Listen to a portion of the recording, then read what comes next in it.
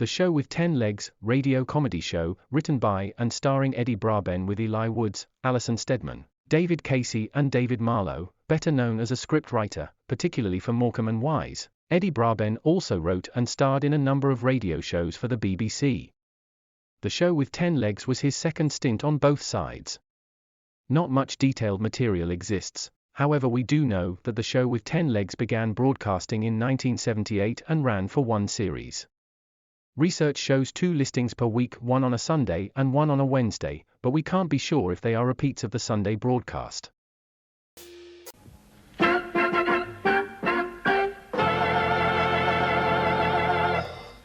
This is the BBC, presenting The Show with 10 Legs and Eddie Braben. He can't come, he's very ill.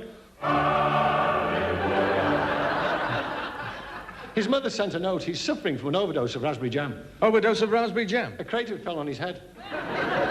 Well, we can do without him. He's useless anyway. This is the BBC and the show... No, we're to do a different show now. Ladies and gentlemen, the Jimmy Dick Show. What? The Jimmy Dick Show. I've never heard of him. Never heard of Jimmy Dick?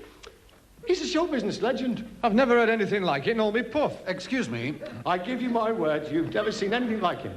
He comes on and he stands all relaxed in the spotlight. The orchestra begins to play, and then slowly, very slowly, he turns his deaf aid up. Never in all me puff.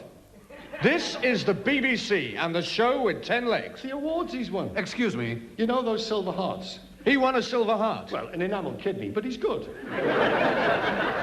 I'll introduce him. He'll come on and do his catchphrase. Ladies and gentlemen, the one and only Jimmy Dick. Hello, Ada.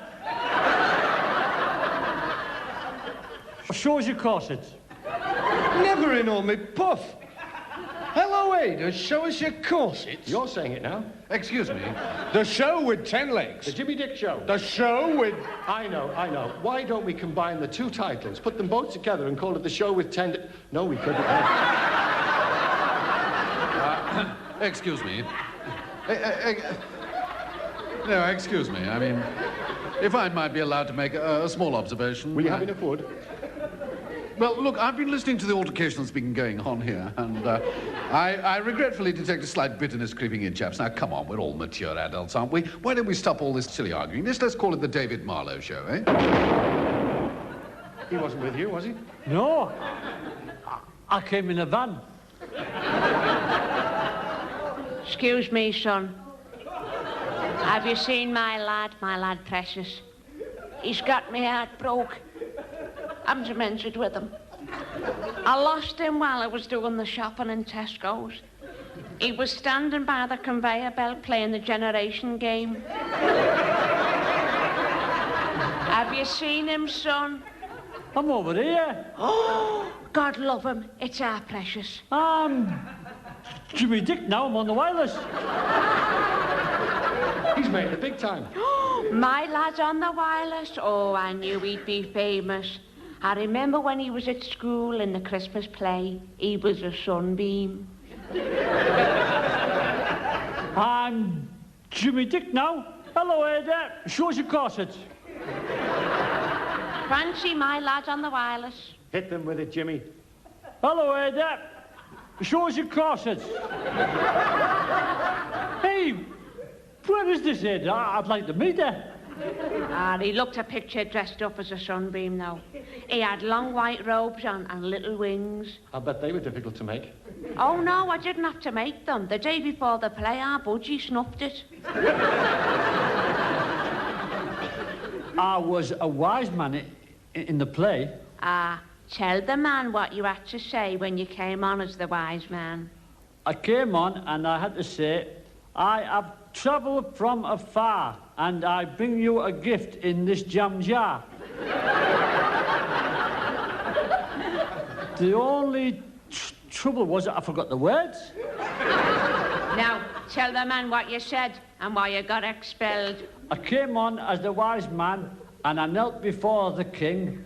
He said to me, "What news bringest thou?" And I said, "Hello, Ada, shows your corset." Hey, I've done some rubbish in my time, Braben.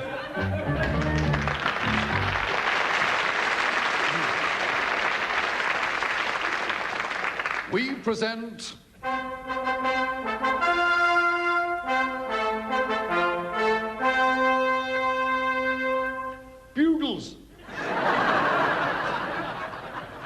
which herald the return of the world-famous Oberkraken Choir. This is their only appearance in this country, and they're going to treat us to a rather unique arrangement of the Blue Danube Waltz, the Oberkraken Choir.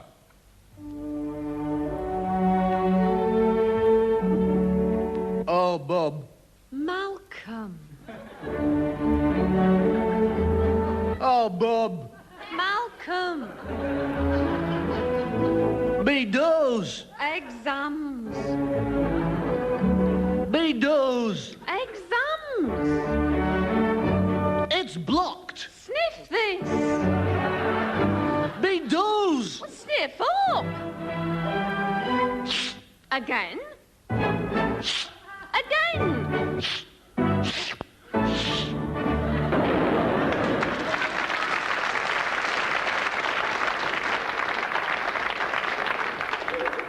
Oberkraken, of course, is not far from where they made that great musical film, The Sound of Music. Oh, that was a lovely film. I saw it 12 times. The most remarkable film ever made, The Sound of Music, and I mean remarkable. It made Julie Andrews a virgin.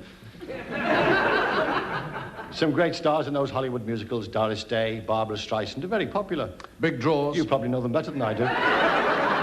My favourite was Flash Gordon. I was doing an impression of Flash Gordon once, and a woman sent for a policeman.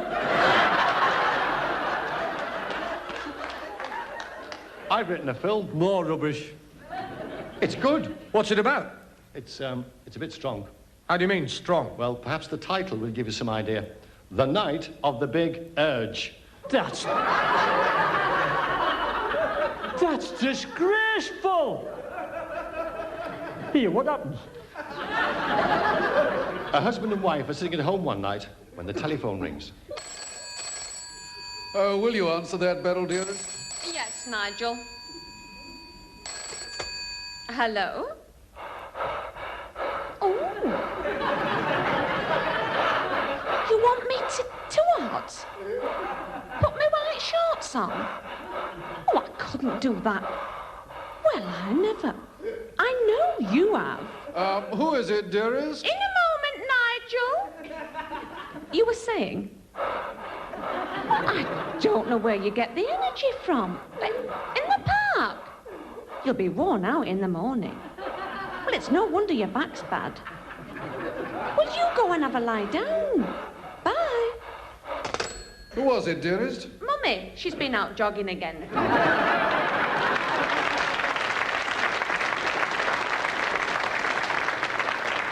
We are honoured to present. To be British is to be proud.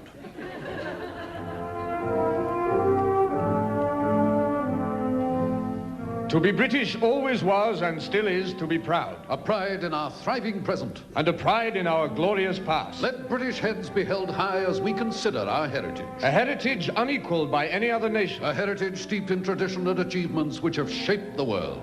The rest of the world looks with some envy at the sons of Britain and the contribution they have made to civilization. Let us not forget that Britain gave the world penicillin, The steam locomotive, television, the jet engine, and without doubt its greatest gift to the world as we know it today. British knickers. The voice of Dame Penelope Frostcustard, curator of the British Knickers Museum. Good evening. The history of our knickers is fascinating. How did they come about? Let's try to get to the bottom of our knickers. They were invented 250 years ago in a tiny country village, home of Roger Pullum. Hello, Roger. Morning, Toby. What you doing? Making knickers. Knickers? What's knickers? I just invented them. I be making them now. There'll be no use. You not never seen no knickers before? Nobody not never seen no knickers before, so how you know they be no use? If you put anything in them, it'll fall out of them tools. You don't put anything in them, not like as how you means any road up. Just leave me be while I do me knickers. Morning, Roger. Laura? Oh, you looks busy then. Yes. What are you making then, Roger? Knickers. Knickers? Oh, never heard got no knickers. Well, I be making them. Well, what be knickers for, then, Roger? Well, Here, how you like to be the first woman what ever tried on knickers? I asked to wear them, do I? Yes. Oh, well, hand them over. Something wrong, Laura? Well, I could get me arms in, but there's no hole for me head. You don't not never put no knickers over your head, you daft old milkmaid. Don't never put no knickers over your head. Well, how do I put them on then, Roger? Well, what you do is... Well, if you sort of... Show me how to put my knickers on, Roger. Well, not much use you standing there going, how does I put them on? Right then, you has 2 feet, right? Put my feet in and I'll fall over when I walk, won't I? They don't go over your feet, Laura. Oh, not over my feet? No. Higher up. Higher up? Higher up. Round my knees, is it, Roger? Not quite, Laura. Oh, you trying to pull the wool over my eyes? They don't go that high up, Laura. They don't go over my feet, don't go over my knees. Oh, you devil, Roger. No, never gonna try them on. I know what he means. I'll show you how to put the knickers on. Good lad, Toby, that's it. Feet in, lovely. Pull them up nice and snug, that's it. Done it, I've done it. Another first for Britain. First what? Britain's first ever Nancy lad.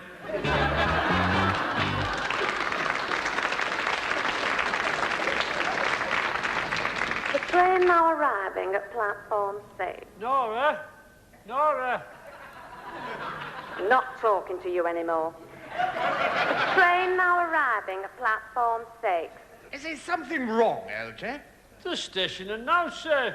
She's my wife and she won't talk to me. I say. Nora? The train now arriving. Ask him what he called my mother.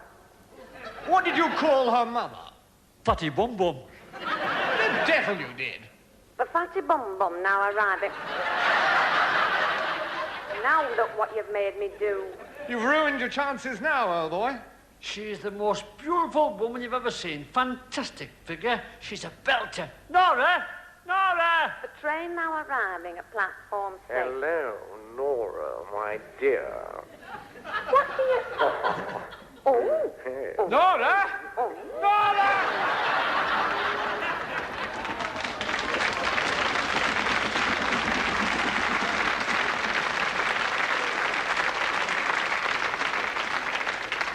What changes can Britain expect in the future? Could it be something like this? The year 2008, and from number 10, the Prime Minister speaks to the nation.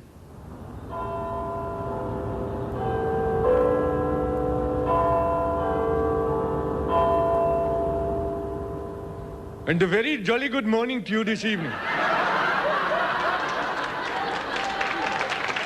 I am talking to you now as the Prime Minister of Greatest Britain.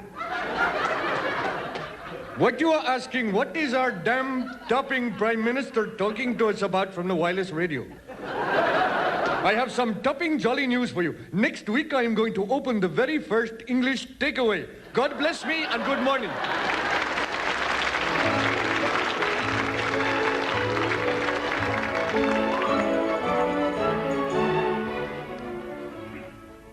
Can your Vincent play out? I'll ask him. Vincent! It's Harold. Hello, Harold. Are you playing out? Okay. And you'll be back in 10 minutes for your supper. I'm not going to be an adult when I grow up. I'm not as well. You don't get much money when you're grown up. I know. My auntie has to save up to buy semolina, jelly and custard. How do you know? I heard her telling my mum she was in a pudding club.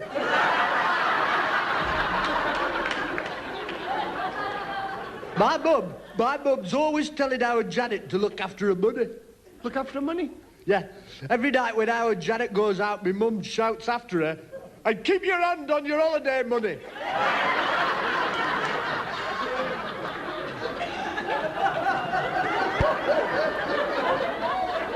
are stupid when they go up. I do. Do you know our Nora? Yeah. Well, she was in the parlour last night with her boyfriend, and do you know what they were doing? What were they doing, Vincent? Playing with our baby's wooden toys.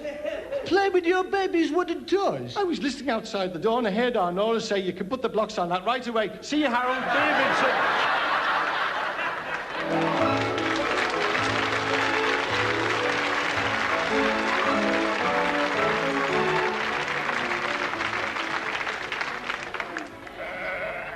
And it's the final programme in our Shepherd of the Year series.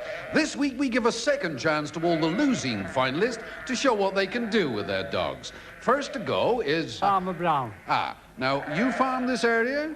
I have a small holding. The wife's not too happy about it, but what can I do? And, how many acres? 5. 3 on the top, 2 on the bottom. Yeah, I'm having them out next week.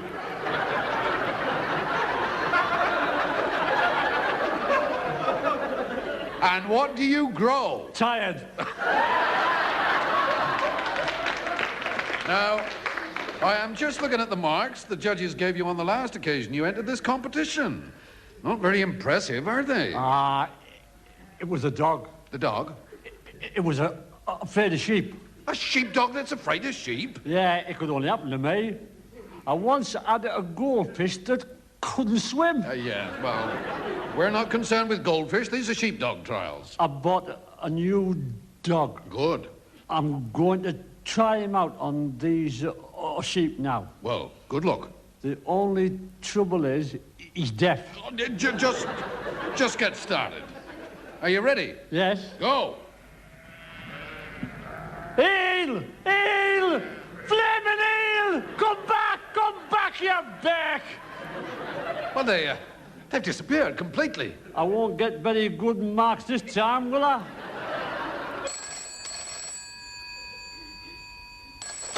Yes? Oh, one moment. It's for you. Oh, hello. Speaking. Thanks very much.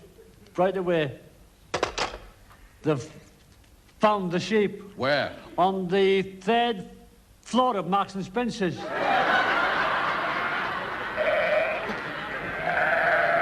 Right, you're next. He didn't do very well, did he? I mean, it's a bit daft, that one, isn't it? You can start any time. Daft him. Rounding up sheep with a deaf dog. I got a better sheepdog than him. Collie? No, tar, just had me dinner. Daft he wasn't, no mistake. Show him a thing or two, I will. Just you watch this now. Right, we're all watching. You ready? Ready. Go. Prince, come on, boy.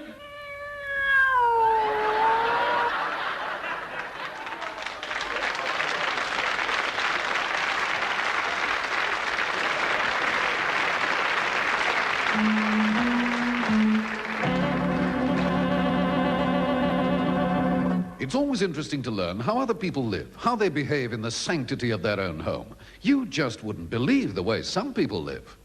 What are you thinking about? Sat in that chair, Nelson. I am just resting my eyes, Dolores. I know you, Nelson. You're not resting your eyes. You're thinking filth. Never, Dolores. You're pretending to rest your eyes. And what you're really doing is you're thinking about anything to do with filth. No, Dolores. Ask Rowland. Rowland? What was Nelson doing in that chair? Thinking filth. There. What do they call people who think about filth, Rowland? Lectures. Debauched lectures.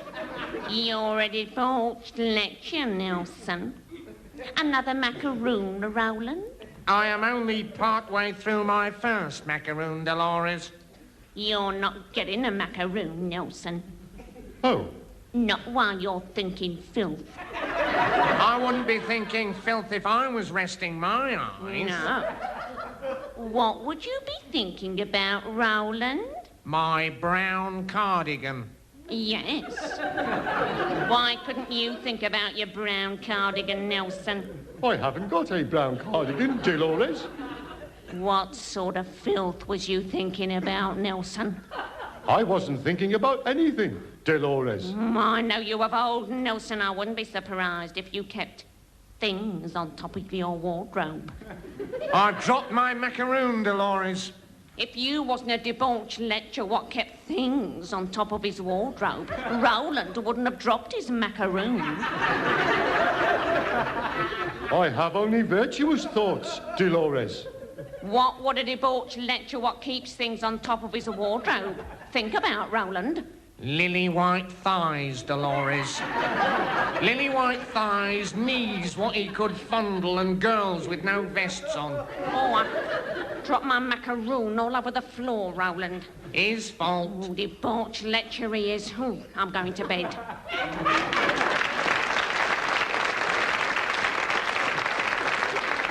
In some homes, especially if there's a baby, life can be just a little bit trying.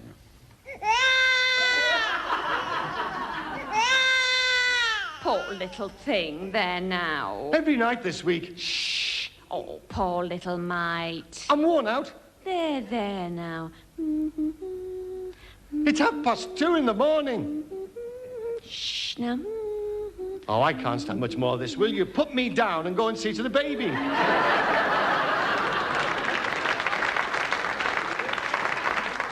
At the other end of the age scale in a home for retired gentlemen, life also has its problems. I can't sleep, matron. I can't sleep, matron.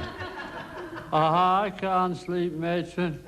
I can't sleep, matron. I'd better get up and go back to my own bed.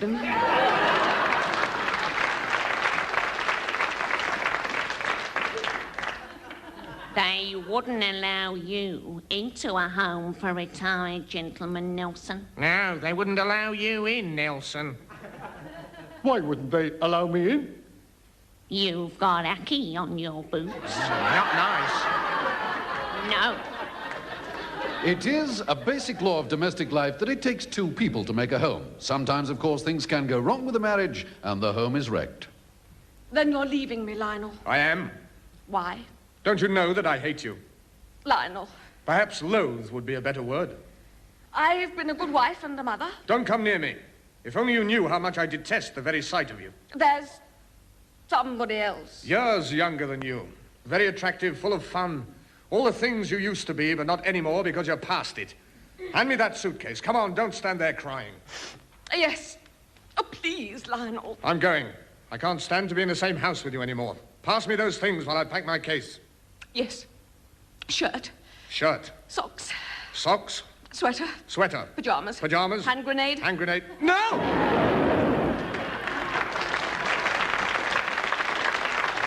And what is home like for the complete bachelor? A true bachelor. A man who doesn't need anyone because he enjoys his own company. Fancy a cup of tea? Pardon? Do you fancy a cup of tea? Just had one.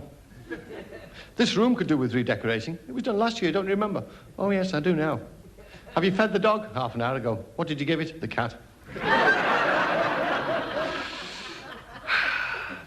You fed up? A bit. Put the telly on. Nothing on a Tuesday. Magnus Pike's on. I don't like him. I do. Fancy getting paid for waving goodbye to yourself. I'm going to put the telly on anyway. Don't you put the telly on. I'll put it on if I want to. Don't you dare. Don't push me. Push you if I want to. I'll belt you one in a minute. You and whose army? Just me. Try it then. I will. Hey, what's all that noise? We live next door and you're driving us mad, isn't he? Yes.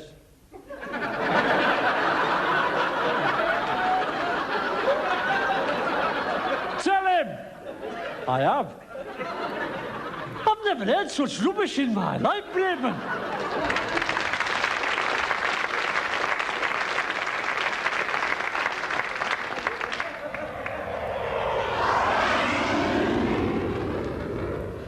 Good morning, this is Captain Cazenove welcoming you aboard flight 157 to Bahrain. Did you hear that, Fanshawe? Yes, we actually got a real, genuine pilot. Pleasant change after the chap we had on the last flight. Oh! Don't remind me, that was a nightmare. This time we can actually relax and enjoy the flight. Oh, heaven.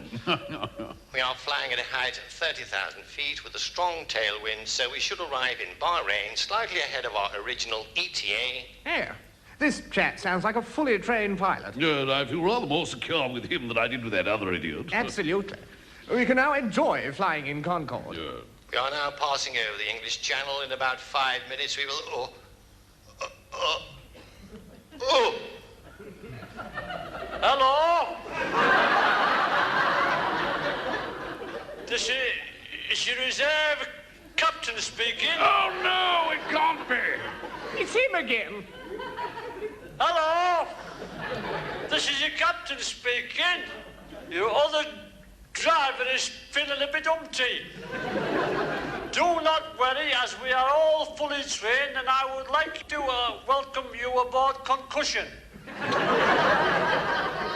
It's Concorde, Douglas. He doesn't even know the name of the plane he's flying.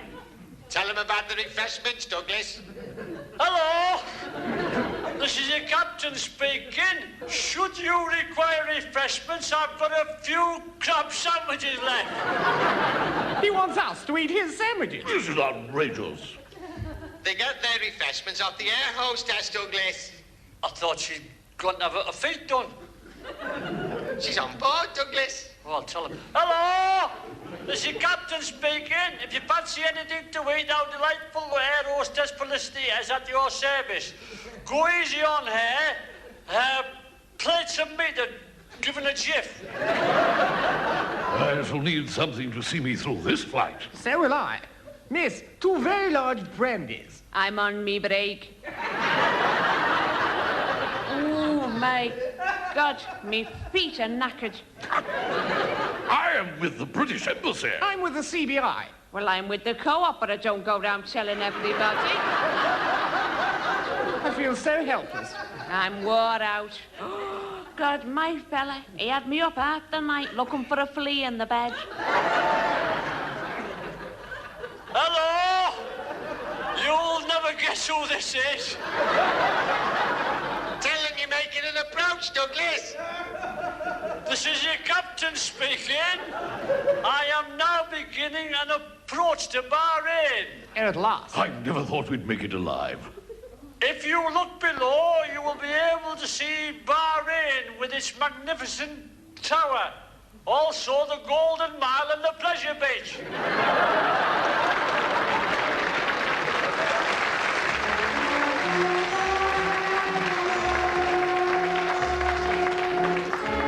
That was A Show with 10 Legs with Eddie Braben, Eli Woods, David Casey, Alison Steadman and David Marlowe. The script was written by Eddie Braben and the man who used to be a producer was James Casey. I still cannot see any Aki on my boots, Dolores. You're always 1, 2, 3 jumps ahead. Stick with us, you'll be well fed with happy music all the while. Easy listening with a smile. Keep jumping, follow suit. You're gonna have a bright new future.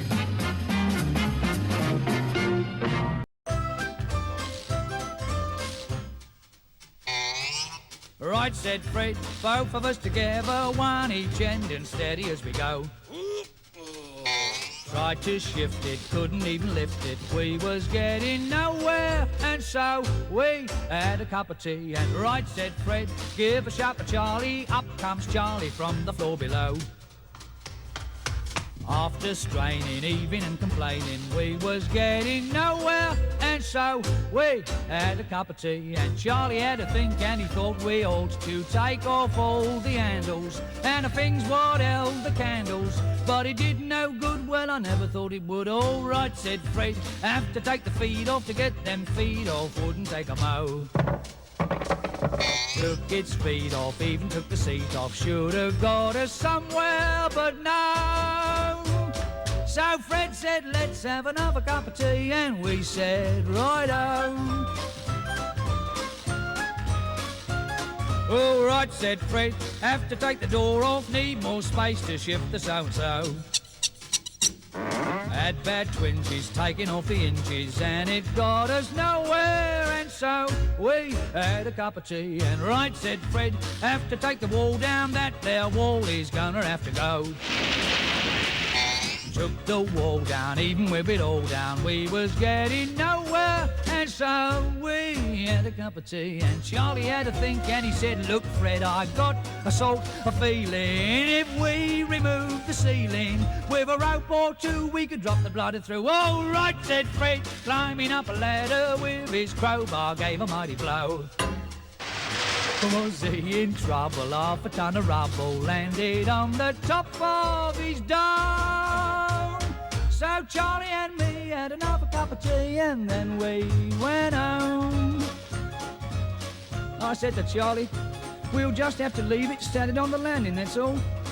You see, the trouble with Fred is he's too hasty. Now, you never get nowhere if you're too hasty.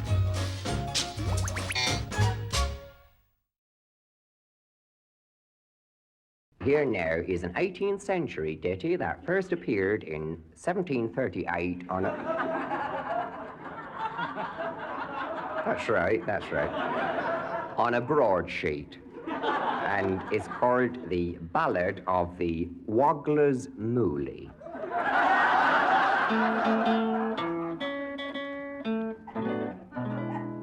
Joe, he was a young cordwangler, among greebles did he go, and he loved a bogler's daughter by the name of Chiswick Flo.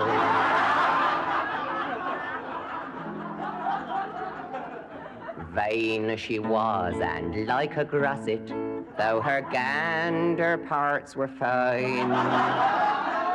But she sneered at his cordwangle as it hung upon the line.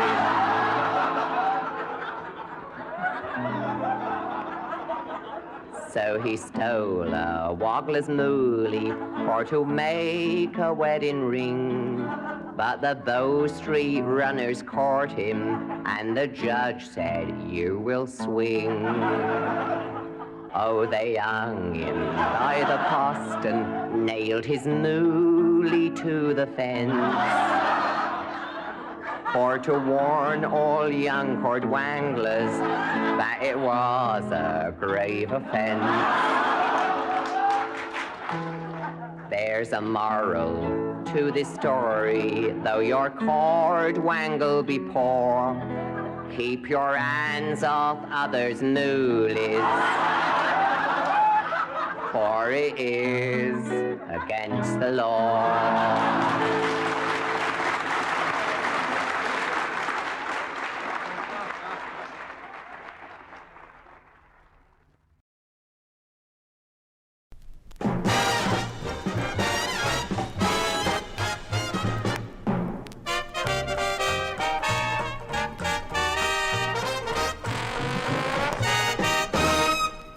The Will Hay Programme, 1944. Through the war years the radio had kept the nation both informed of what was going on and entertained. Shows such as ITMA with Tommy Handley were hugely popular. However, there was another hugely popular comic around the time, and that was Will Hay. Hay had appeared in many films by the time his BBC radio series started in 1944. Towards the end of the war, broadcast live from the BBC Paris Theatre, it ran for 4 months, 3 series and 19 shows. It has been reported that the show was cancelled as a result of Hay's dispute with the BBC over the quality of the scripts. The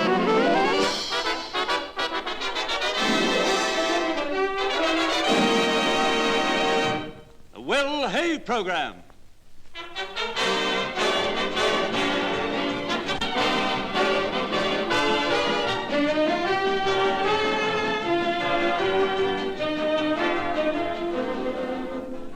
We present Will Hay in the Diary of a Schoolmaster.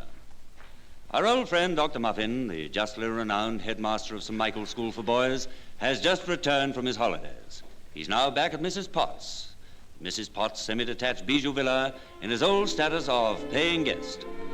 And we find Mrs. Potts with her young son Alfie in her cozy kitchen dining room, surrounded by fumed oak and the fragrant odor of frying breakfast bacon.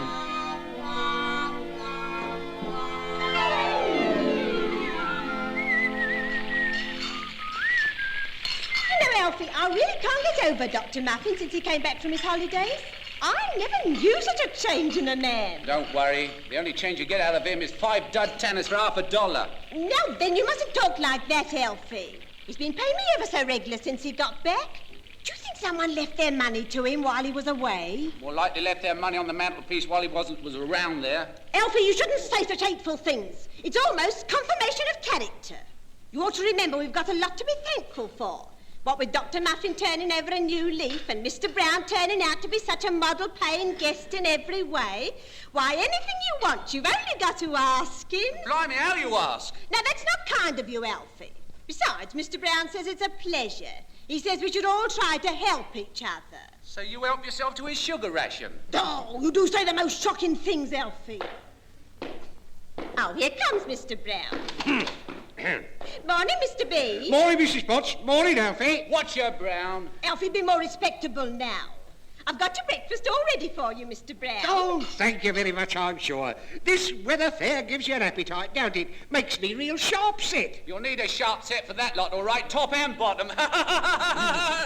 What a lovely nature this little chap of yours has got, Mrs. Potts. Oh, do you think so, Mr. B? Yes. There now, Alfie. Mr. B says you've got a nice nature. Yes, the nicest nature of any worm I've ever known. Mummy called me a worm. And I've known a few in my time. Mr. Brown, I'm surprised at you, calling my boy horrible names. Next thing you'll be insulting me, I expect. You expect right. Go on, have a go, Mum. Go on. Alfie, how could you? Well, for once I'm on his side. Now, from what I can see, all I'm expected to do is to wear me feet out, fetching and carrying, and sit here and be insulted by this secret weapon of a son of yours. What with me running your errands and you pinching my ration... I've never been so insulted in my life. Oh. And if you think for 1 minute that I'm going to put up with this sort of treatment from a mean-minded wretch of a man like you, if you call yourself a man, you better just put on your thinking cap and think again. Mr. Brown, when I think of all that I've done for you... Oh, you do your grandmother for half a crown. Don't you dare! Go on, Mum, I'll let you do one of my Mum. Go on, Mum. I'll tell you what it is. I'm not going to put up with your skit-thieving ways another day. And I'll tell you what, Mr. B, you can pack up your bags and get out of here this moment. Oh, I will. Good morning, everybody.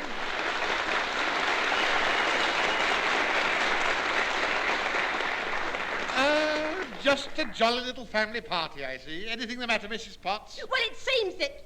Oh, it doesn't matter. Oh, but it does matter very much, Mrs. Potts. I can't stand by and see a landlady unhappy, particularly my landlady. Look at him coming over all chivalrous. Well, if it isn't dear little Alfie. I bet you're the bottom of all this trouble. Well, of course he is, the little scorpion. It wasn't anything to do with Alfie. Me and Mr. Brown was just having a few words. Few words? Oh, you sound more like a couple of cats singing carols. Come now, I'm sure we can easily settle this little difference, Mrs. Potts. Mr. Brown will apologise for anything he said in the heat of the moment, won't you, Mr. Brown? Well, if I had my way, I'd sew the old sausage up in a sack and sling her in the canal. Me too. But, of course, you've got to make the best of things these days, haven't you? Well, he couldn't say fairer than that, could he, Mrs. Potts? Very well, Mr. B. I accept your apology. For Dr. Muffin's sake, mind you. There you are. You see, Mr. Brown, Mrs. Potts would do anything for my sake, wouldn't you, Mrs. Potts? Watch out, Ma. This'll cost you something if you're not careful. Shut up, you. Don't take no notice of him, Dr. Muffin. Of course, you know, I'm always glad to do anything for you. Was there something particular you were wanting at the moment? Well, yes, Mrs. Potts. As a matter of fact, there's a small favour you could do me. Here it comes. Don't say I didn't warn you, Mum, now. Are you sure Alfie hasn't any Japanese blood in him, Mrs. Potts? Dr. Muffin, what do you mean? Well, compared with that boy, Tojo's just a beginner. We'll let that pass for the moment. As I was about to say, Mrs. Potts, I should be very much obliged if you could do a little job for me. Of course, Dr. Muffin. What is it? Well, you're very clever at washing, aren't you, Mrs. Potts? Well, I'm sure I do my best. Of course, these days it's not easy. I mean, one has to make a little bit of soap go a very long way. No, well, I'm sure Alfie will be a big help to you in that way. Oh, yes, he turns the mangle for me. No, I mean he helps you to save the soap. So he turns the mangle, does he? Wish he'd catch his head in it. What's that, Mr. B? He said he wishes he'd catch his head in it, that's all. Well, I want to ask you, Mrs. Potts, would you do a little washing for me every week? Oh, certainly, Dr. Muffin. I'd gladly rinse out a couple of shirts a week for you. A couple of shirts? He's only got one shirt. He wears a rubber dickie.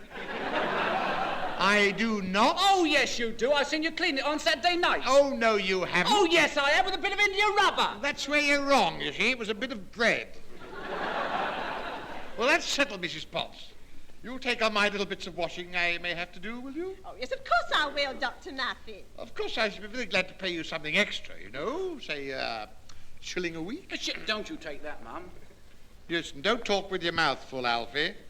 It's not polite. Well, would that be agreeable to you, Mrs. Potts? Well, I mean... Of course, if I should have rather a big bundle one week, I could perhaps make it 1 and 6. Well, that's settled then. Good. Well, I must be getting along to work now. Morning, all. It just goes to show, don't it? Goes to show what? Why, it just goes to show. Bit early to be going to a show, isn't it?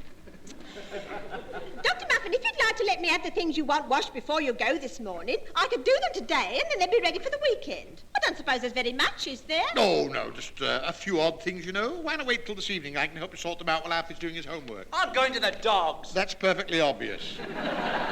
Well, where are the things you want washed, Dr. Muffin? Well, they're in that suitcase of mine in the corner. Oh, yes, you brought it back with you from school yesterday, now didn't you? Yeah. I'll bring it over here. Oh, don't bother.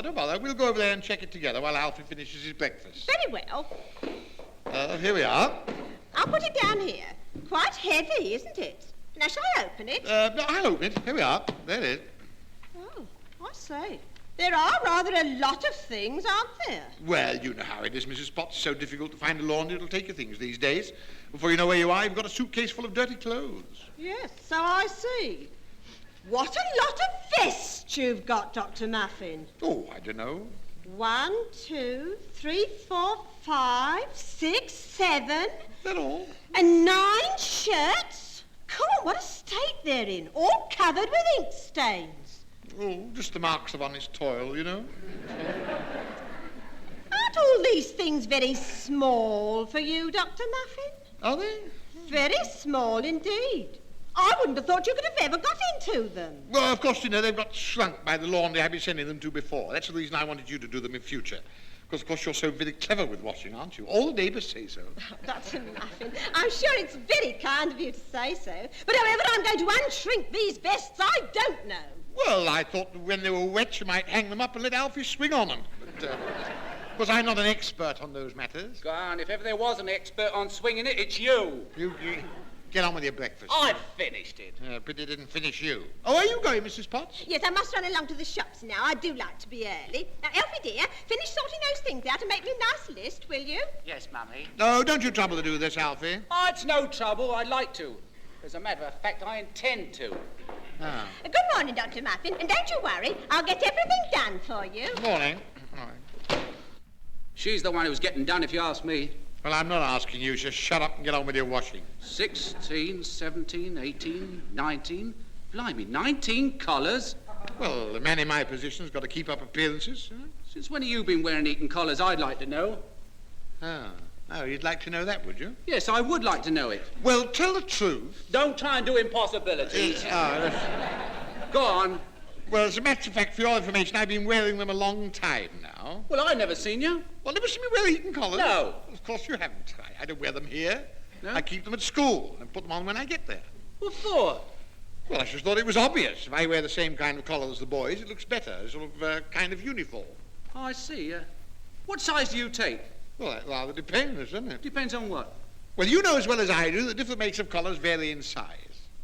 Yeah, looks like it is 3 12.5s, 6 13s, about a dozen 14s. Looks a bit fishy. Wait a minute, here's 1 16.5.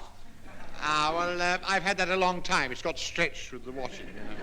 God, I say, these collars, vests and shirts, they wouldn't belong to the boys at your school by any chance, would they? Belong to the boys at my school? Yes. Do you think I'll ask your mother to do their washing for them? Yes, I do. Yeah, What earthly reason could I have for doing such a thing? Well, they pay you and you don't pay nothing. Well, I'd never heard such a disgraceful suggestion in my life. Is my pal Smart still at your school? Yes, he is. He's been giving me a lot of trouble lately, too. Still, I suppose it's all I can expect from a friend of yours. Darcy still there? Darcy? Oh, yes, he's still there. Nice-mannered boy. I find it rather difficult to teach him anything. You're telling me. Yeah, how much you charge old Beckett for his laundry? Same as the others, 12 articles for them. Hey, what's it got to do with you?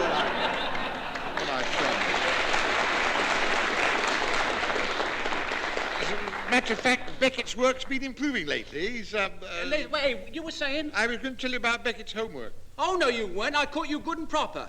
This laundry comes from your boys. Well, what of it? You know how difficult it is to get laundry done nowadays? It's up to me in trying to help the boys. I feel it's my duty. Oh, so that's the game, eh? Avoid the dirty, rotten old twisters. So you're going to make my poor old mum do all this washing. You pay her a bob for the lot and collect the best part of a quid for yourself and the boys. But you're not going to get away with it, see? I'll tell Mum all about it, and I'll tell my pal Spart, and I'll tell the board of governors of your school. Oh, you will you? Yes, I will. Unless you cut me in on this racket. Yeah. Oh, so you want me to cut you in on it, eh? Yeah. So that's it. You'd even twist your own mother. What do you think you're doing? Well, she's not my mother, is she? We'll do a two-way split, 50-50. Or else? I see, 50-50, Yeah. eh? Yes. And I'll be keeping a check on your mind. And how do you propose doing that? I'll make out a list in duplicate, see? Oh, a list in duplicate, eh? Yes. And I'd like something in advance. And something substantial. Ah, so you want something in advance? Yes, I do. Something substantial? Yes. Yes, well, take it. Oh! And take it in duplicate, Oh! too. Mom!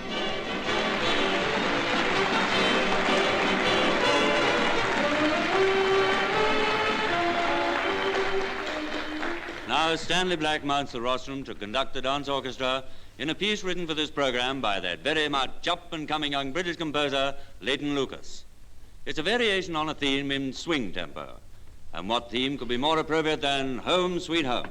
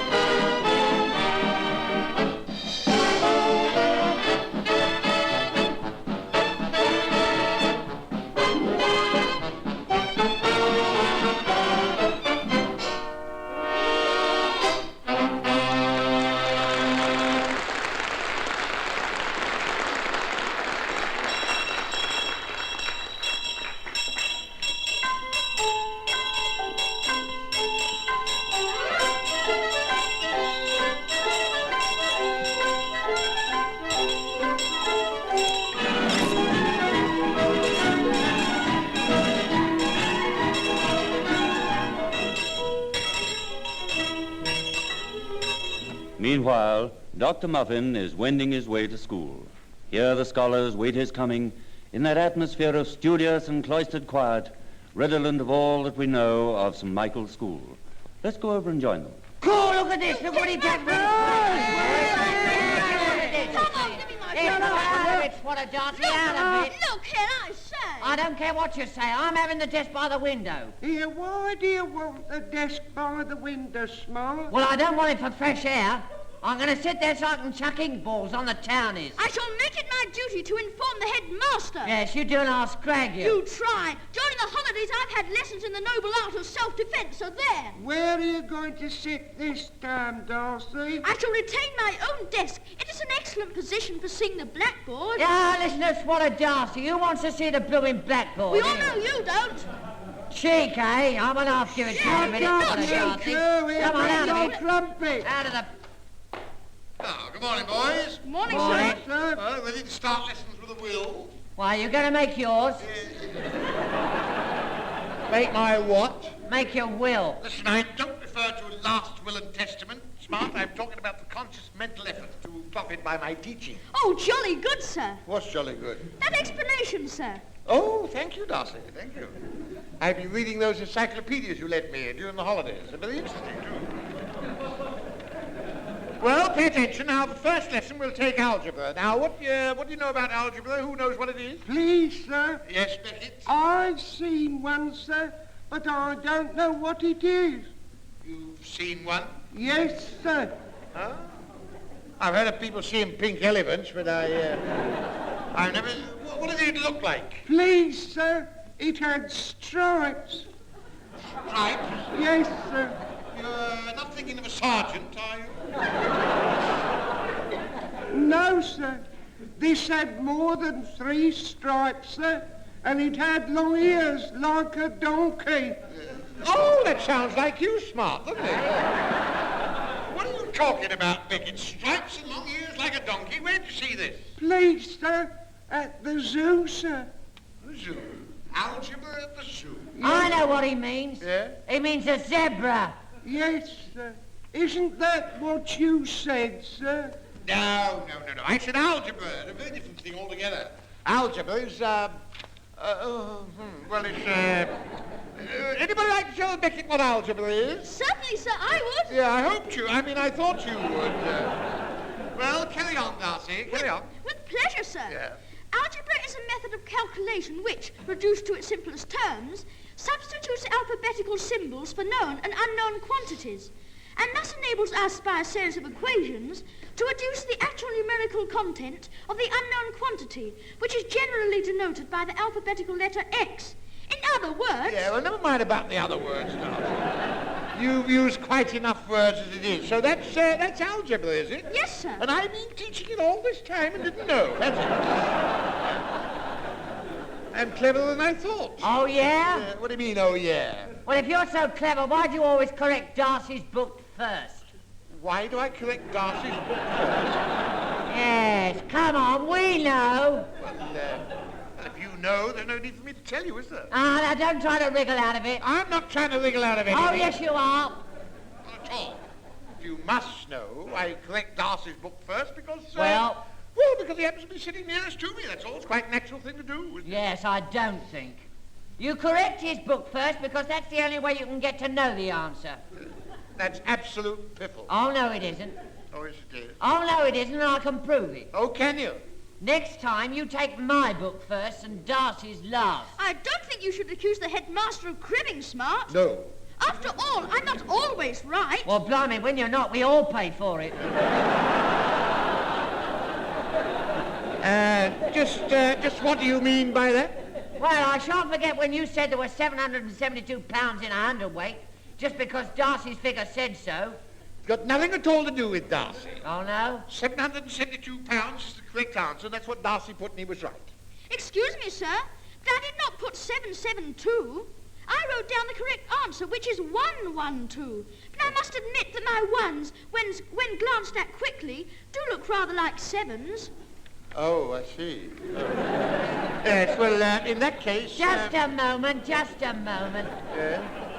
What did you write down, Darcy? 112. Oh, blimey, that's what I wrote down, too. And you marked my paper all wrong, you dirty rodder. That proves it. Not at all. There's a perfectly simple explanation. Instead of calculating in avoirdupois, I was calculating in troy weight. John. Troy and avoirdupois. You don't know the meaning of the word. I certainly do. Troy weight was invented by Helen of Troy. And avoirdupois comes from three French words. Avoir, to have, do, of the, and pois, peas. Peas? Yeah. Why peas? Well, because in the reign of Louis XIV, they used peas as weights. See? So many peas to the magnum. Please, sir. Yes? What is it? Please, sir. What did they do in the winter?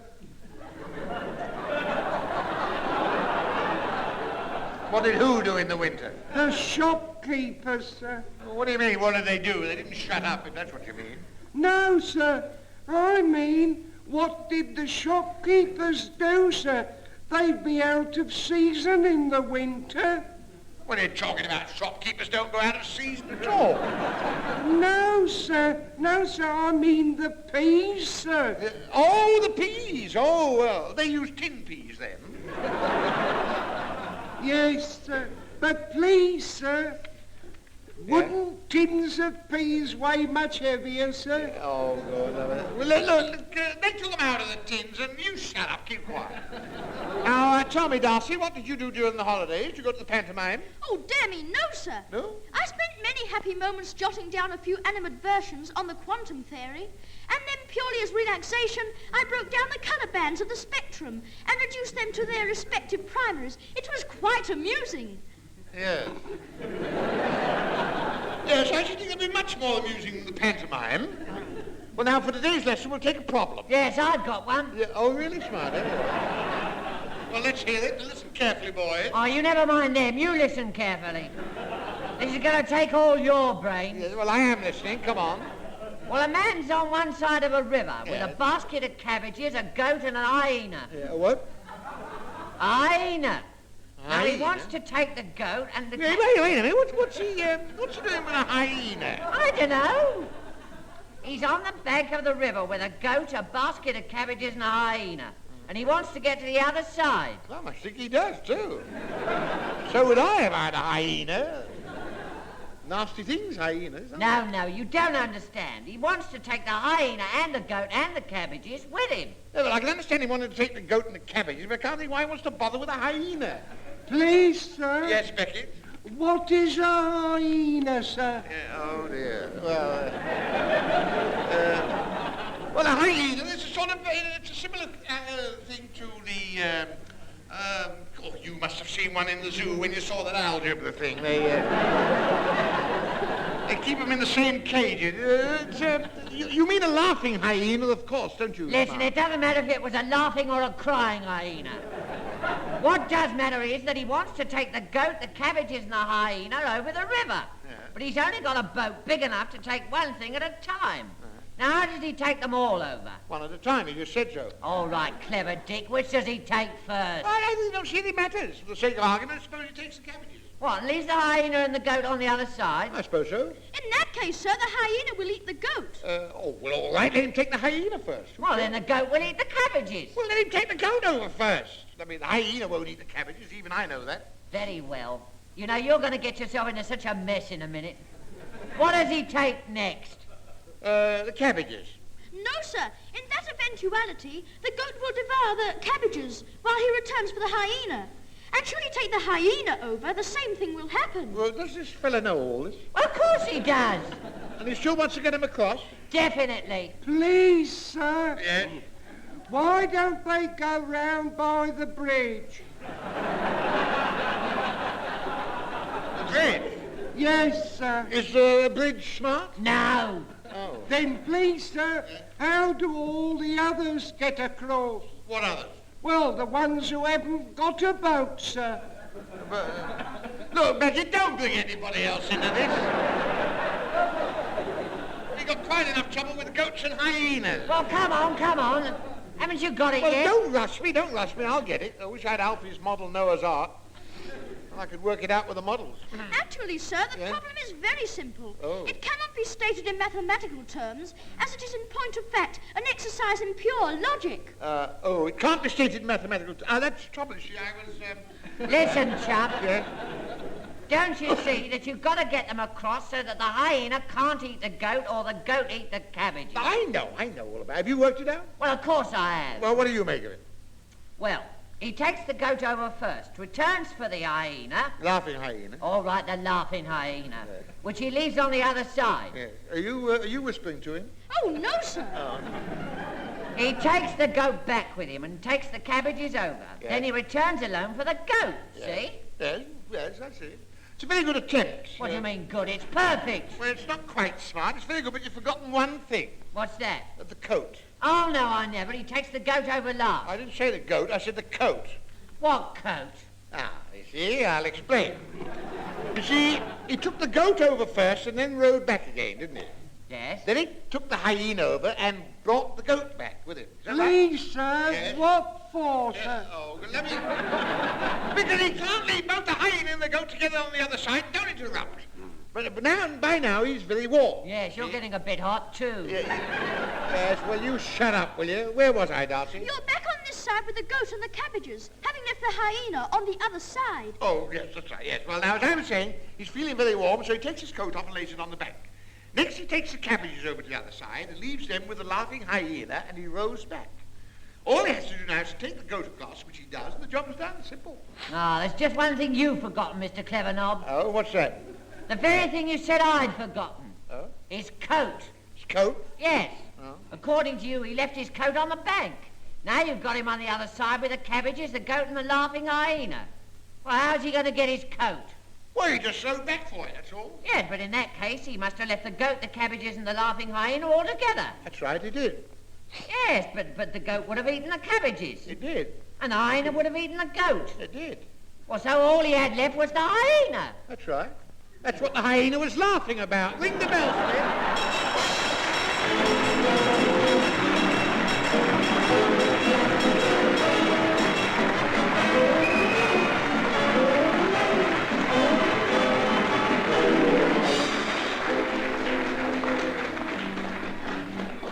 You have been listening to the recording of the first in the new series of the Will Hay programs, featuring Beryl Riggs, Clarence Wright, Charles Hawtrey, John Clark, and Dick Francis, who, besides playing Mr. Brown, also played the part of Beckett, owing to Billy Nichols not yet having returned from overseas.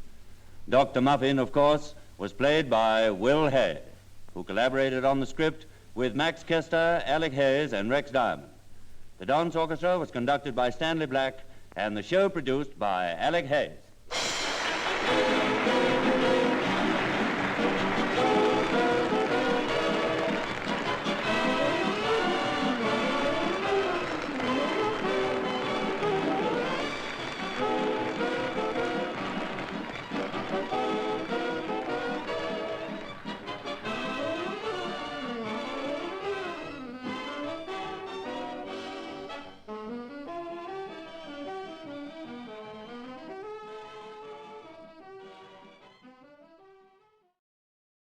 Now, here comes the music. Do I look bothered? Oh, you are awful, but I like you. Here we are then. Put the old flag in. I hereby claim this territory on behalf of the entire human race and the East India Dock Road. So this is the moon crooner's crooner tune. This is the moon spooner spoon in June.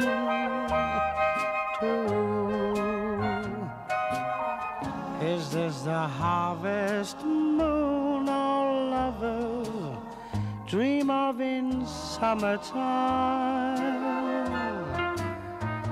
Dear, oh dear, they mustn't be loony. There's nothing up here to make them spoony.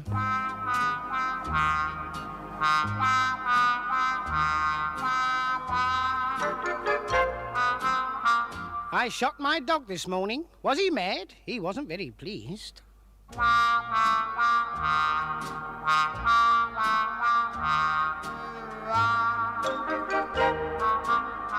Once there were 2 Hungarians, now there's millions of them.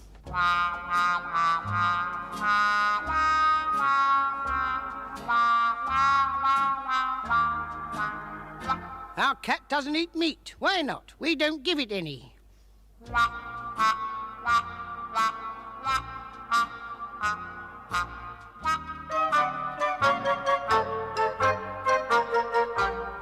My brother's the strongest man in the world. He can stick his finger in his ear hole and hold himself out at arm's length. I never use a net. Where is the beam, the gleam that sends lovers dreaming?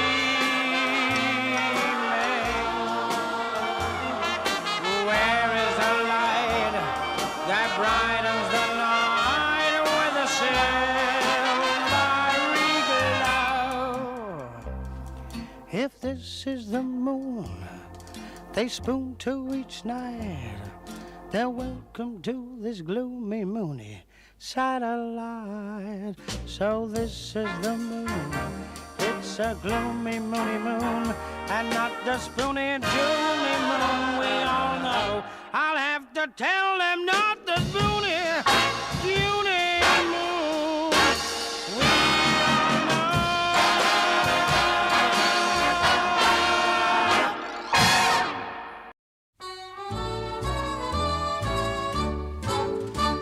I wake up every morning when the clock strikes 8. I'm always punctual, never late. With a nice cup of tea, a little run of toast, the sporting life and a winning post. I get all nice and tidy, then I toddle off to work. I do the best I can. Still I'm only doing what a bloke should do, 'cause I'm only a working man. Now tell me once more from the beginning. Well, the governor got a phone call and he said to me, nip around to 49 Lyle Street, there's something wrong with a lady's tap. He didn't tell you she had a big toe cord in it? Not a word, he just gave me a ball cock and a spanner and said, get round there. I see, then what happened? Well, I got round and there she was with her toe stuck up the tap. Well, what was she doing? Smiling. Smiling? Smiling. This woman was lying in the bath with her toe stuck up the bath tap and she was smiling? Yes, and she said, please do not be embarrassed, young man. I keep on doing it, and isn't it a good job? I like lots of water. And then she screamed. Well, what did she scream for? I turned the tap on. But why should that make her scream? It was the hot water tap. And that was the tap she had her toe stuck in? Yes, I thought the water would pop it out. Then I dropped my ball cock and she screamed again. And why did she scream when you dropped your ball cock? Well, she didn't actually scream when I dropped it. She screamed when I picked it up. All right, why did she scream when you picked it up? I dropped it in the bath. And when I was taking it out, it got tangled in the chain, and I pulled the plug up with it, and then I turned on both taps to keep the water at a decent level, and then I trod on the soap and fell in. You fell in the bath with the lady? Oh, nearly. When I fell in, her toe popped out, and she ran off hollering. And then? The phone rang. The phone by the bath? Yes. Who was it? Her husband. Who are you, he said. Charles Drake, casual labourer of Weybridge, I said. What are you doing in my house, he said. I said, well, I'm having a bath at the moment. You should have heard him. Where's my wife, he said. I said, she was in here with me a minute ago. Then she ran off screaming and hollering. Then he rung up, and 20 minutes later he come round and punched me in the eye. 20 minutes later he came around and punched you in the eye? Yes. Well, when he hung up, why didn't you get the hell out of there? I couldn't. Why not? I had my toe stuck up a bath tap. I get home in the evening close on 6 o'clock, strong as an effluent, steady as a rock. I has a piece of haddock, kicks off both my shoes, and settles in the corner with the Daily News. Have a listen to the wireless, then I toddles off to bed. I've done the best I can. Still I'm only doing what a bloke should do, 'cause I'm only a working man. Still I'm only doing what a bloke should do, 'cause I'm only a working man. Here's another episode of A Proper Charlie, which was Vince Powell's slice-of-life sitcom about factory worker Charlie Garside, played by Jack Smethurst. Madge Hindle played his wife, and Jane Hazelgrove and Jason Littler their daughter and son.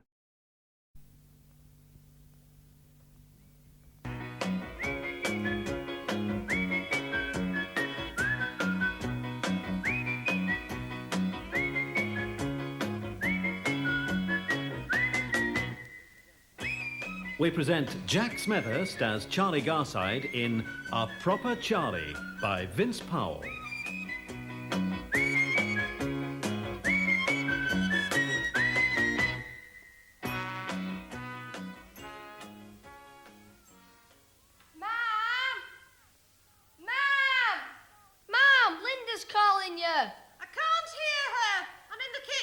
She can't hear you. She's in the kitchen. What does she want? What do you want? I can't find my jumper. She can't find a jumper. Which one? Which one? The pink one. The pink one. With the yellow dots. With the yellow dots. I'm wearing it. Mum's wearing it. She's wearing it. You're wearing it. It's my jumper. Hang on. Mum, Linda, can you both come in the lounge? I've got a sore throat. I wanted to wear that jumper tonight. Well, you can't. Anyway, it's too tight for you. It'll show up everything you've got. That's why I want to wear it. She wants a boyfriend to notice her wobbly bits. You mind your own business. Well, I think it's a good idea. Saves him looking at your face. Don't be so cheeky. Well, it's not your fault you're ugly. Right, come here, you. Ah! Mum, she hit me! Good. It'll save me hitting you. I'll report you to the NSPCC. Don't you mean the RSPCA? All right, that'll do. Who are you going out with tonight, Linda? I don't know his name. Where did you meet him? I haven't met him. It's a blind date. That's clever. You won't be able to see how ugly you are. Ah! Mum, that hurt. It was supposed to. Go and play in the garden. But I don't want to play in the garden. Do as you're told. All right. Now, Linda, what's all this about a blind date? Susan Hargreaves fixed it up. She's going out with Malcolm and he's bringing a friend for me, Clyde. So, you don't know anything about this Clyde? Oh, yeah. I know lots about him. He's 17, works in the garage, and he doesn't smoke or drink. Seems like a nice boy. Well, there's only one thing about Clyde you won't like. Oh, thought it sounded too good to be true. Has he got safety pins hanging from his ears? No. Is his hair coloured? No. But he is. Pardon? He's from Zimbabwe. I'd better go and finish getting ready. Mum? I thought you were playing in the garden. I was. I come to tell you Auntie Ivy's here. Hello, Vera. Hello, Ivy. Come in, sit down. Ta. Oh, I'm all of a puff. Have you been running? Yes. Whatever for? It's old Mr. Hopkins. You know, every time he sees a pretty woman, he tries to pinch her bottom. Oh, that's why you were running? Yes, but I couldn't catch him. How's your Walter? I've kept him in bed today. Especially what he got up to last night. What did he do? We both did something I didn't think we'd ever do again. Oh, I say. It was his idea. Whatever made him think of that? I don't know. He'd just had his tea and he was watching Blue Peter when he started to tremble. And then he came right out with it. Get away. I don't mind telling you it was a shock. I'm sure it was. And he insisted on paying. You didn't let him? Why not? Well, I suppose if he wanted it badly enough. He enjoyed it. He wants to do it again tonight. They always do. But I couldn't go through all that performance again. How do you mean? What upset me was what he did with his raspberry ripple. Pardon? He always had a weakness for ice cream. Did he have it before, during, or after? In the interval. Interval? Hang on. What was it you and Walter did last night? Went to the pictures. Is that all? Why, what did you think we did? Never mind. Tell me what he did with his raspberry ripple. Dropped it down the woman's blouse sitting in front of him. Well, I bet she was upset.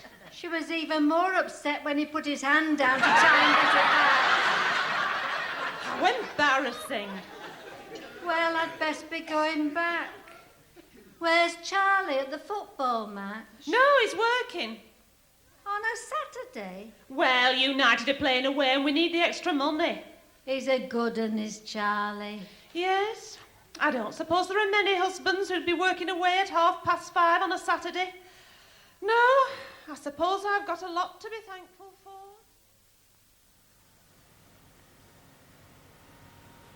Your turn, Cyril. Cyril, are you playing Scrabble with us or not? Oh, sorry, I was miles away. I was miles away. It's a pity you ever came back. Oh, look out. Here's old Granger, the boss. Yes, well, thank you, brothers. That concludes this emergency union meeting. Yeah, what's going on here? Oh, Mr. Granger, I was just saying to the lads what a smashing employee you are. All right, Garside. What game do you think you're playing? Scrabble. I say Scrabble. Check the notice over, Mr. Granger. The fumes from his machine have gone to his head. Look, I pay you overtime on Saturdays to work, not sit around playing ruddy games. Yes, Mr. Granger. If I catch you idling again, you're fired. The lot of you. Yes, Mr. Granger. He's got a nasty temper. I say he's got a nasty temper. Oh, I don't like him. He's not all that fond of you either. Yeah, well, I'll get back to my machine. I say, I better get back to my machine. Ah, it's not worth it. Nearly knocking off time. There's 20 minutes yet. Well, that's what I mean. By the time Cyril's nipped out to get a paper and we've checked our coupon, it'll be time to pack in. Hey, Cyril, go and get a paper. And make sure you get one with the full-time scores. Oh, right-o. I say, right-o. Have you fixed your holidays yet, Charlie? Oh, yes, Taff, yes. We're having a fortnight in the Las Vegas of Lancashire. Blackpool again, eh? Aye. You can keep him at Yorkers and Costa del Watsits. There's no place like Blackpool. You like it there, don't you? Oh, I like it anywhere.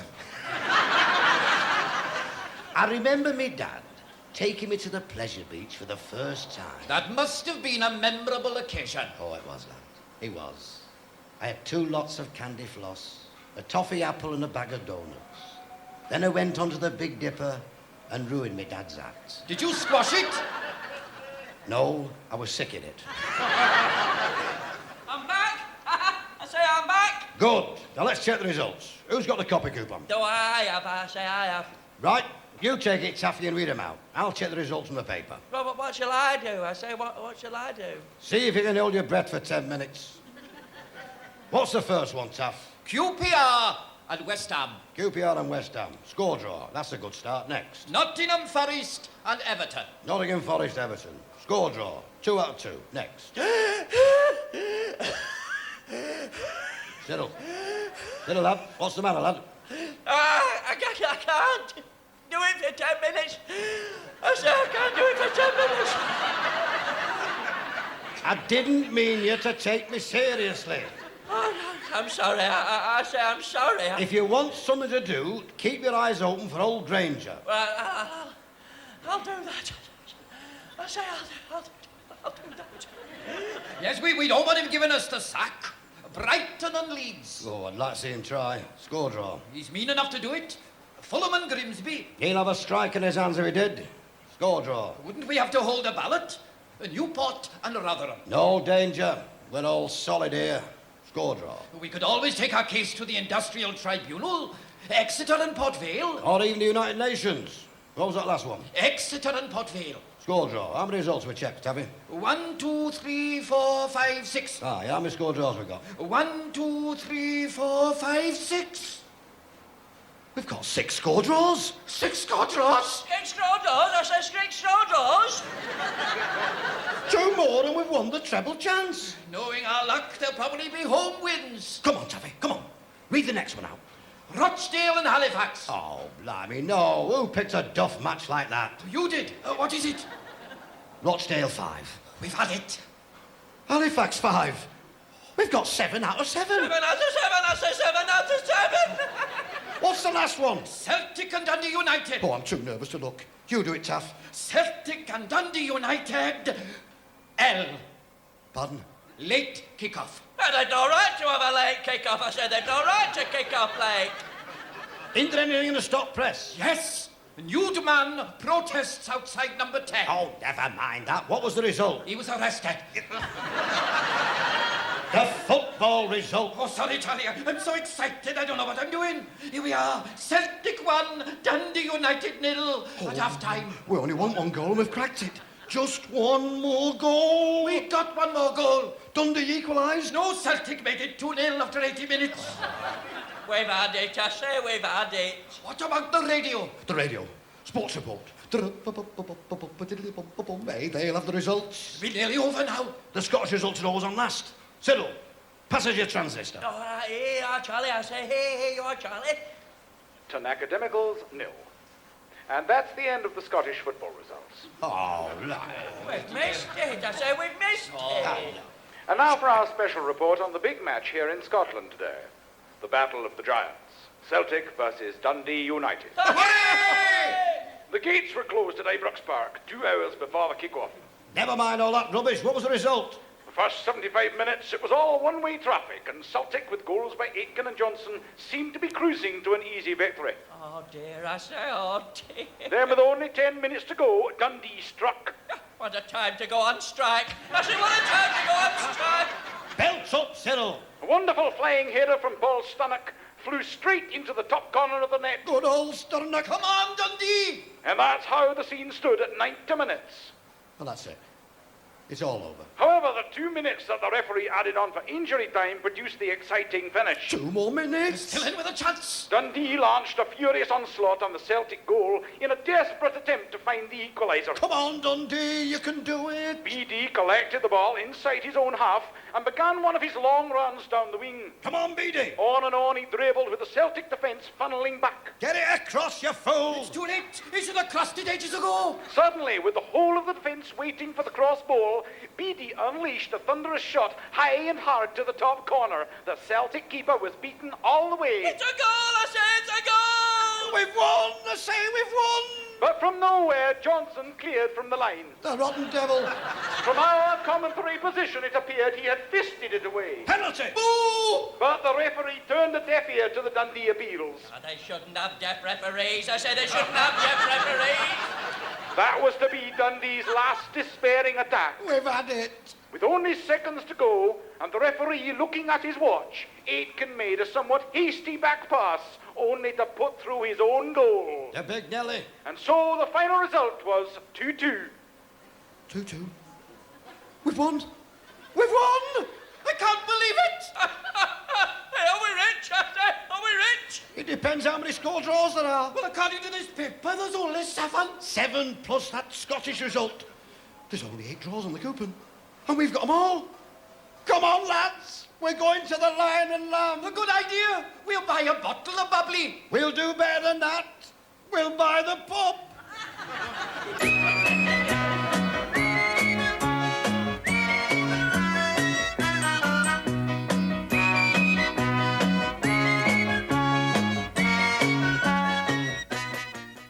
Your dad's still asleep. Well, it's nearly lunchtime. He deserves a lion this morning. Good morning, everybody. I thought you'd hibernated in that bathroom. You've only been in there for over 2 hours. Yeah, and you still look as ugly. If you don't watch out, I'll batter your nose to a pimple. That's enough, you two. I don't want any squabbling this morning. Is it really true, ma'am? Are we rich? It looks like it. The dividend forecast in this morning's paper says very high. Your dad reckons that Taffy, Cyril and him will get about £250,000 each. £250,000? £250,000. All in all. Charlie, come and sit down. Put your feet up. I'll make you some breakfast. I'll make you some toast. And I'll make you a cup of tea. It's true what they say. The rich do get treated differently. Did you phone in your claim? Oh, yes. We rang last night from the pub. Ma'am says you could have won £250,000. It might be more, Linda. Where shall we move to? Pardon? I've always wanted to live by the sea. Lytham St Anne's is very nice. I'd like a computer, a hi-fi, and my own television. I'd like a Maserati. I think we all ought to have a holiday. We could go to the French Riviera. Oh, it's too common. Mystique would be nice. I've always fancied a world cruise. Yeah, hang on. We haven't got the money yet, and you lot have just spent it. See you, that is, Terry. It's probably Taff and Cyril. We're going to set up a company to handle our money. What do you want to do that for? Well, you see, love, once it gets out that we've won all that money, there'll be all sorts of people trying to get their hands on it. We don't want that to happen. Oh, people's attitudes change when they find out you're rich. Now, you just watch. I'll have people calling round to congratulate me I haven't seen for years. It's Auntie Ivy, and she's brought Uncle Walter with her. See what I mean?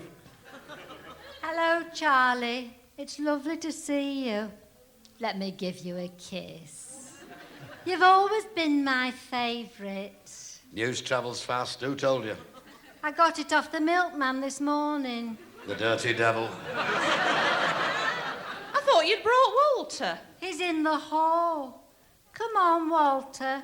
Come and say hello to Charlie. Is he all right? I think he wants to go. He's only just come.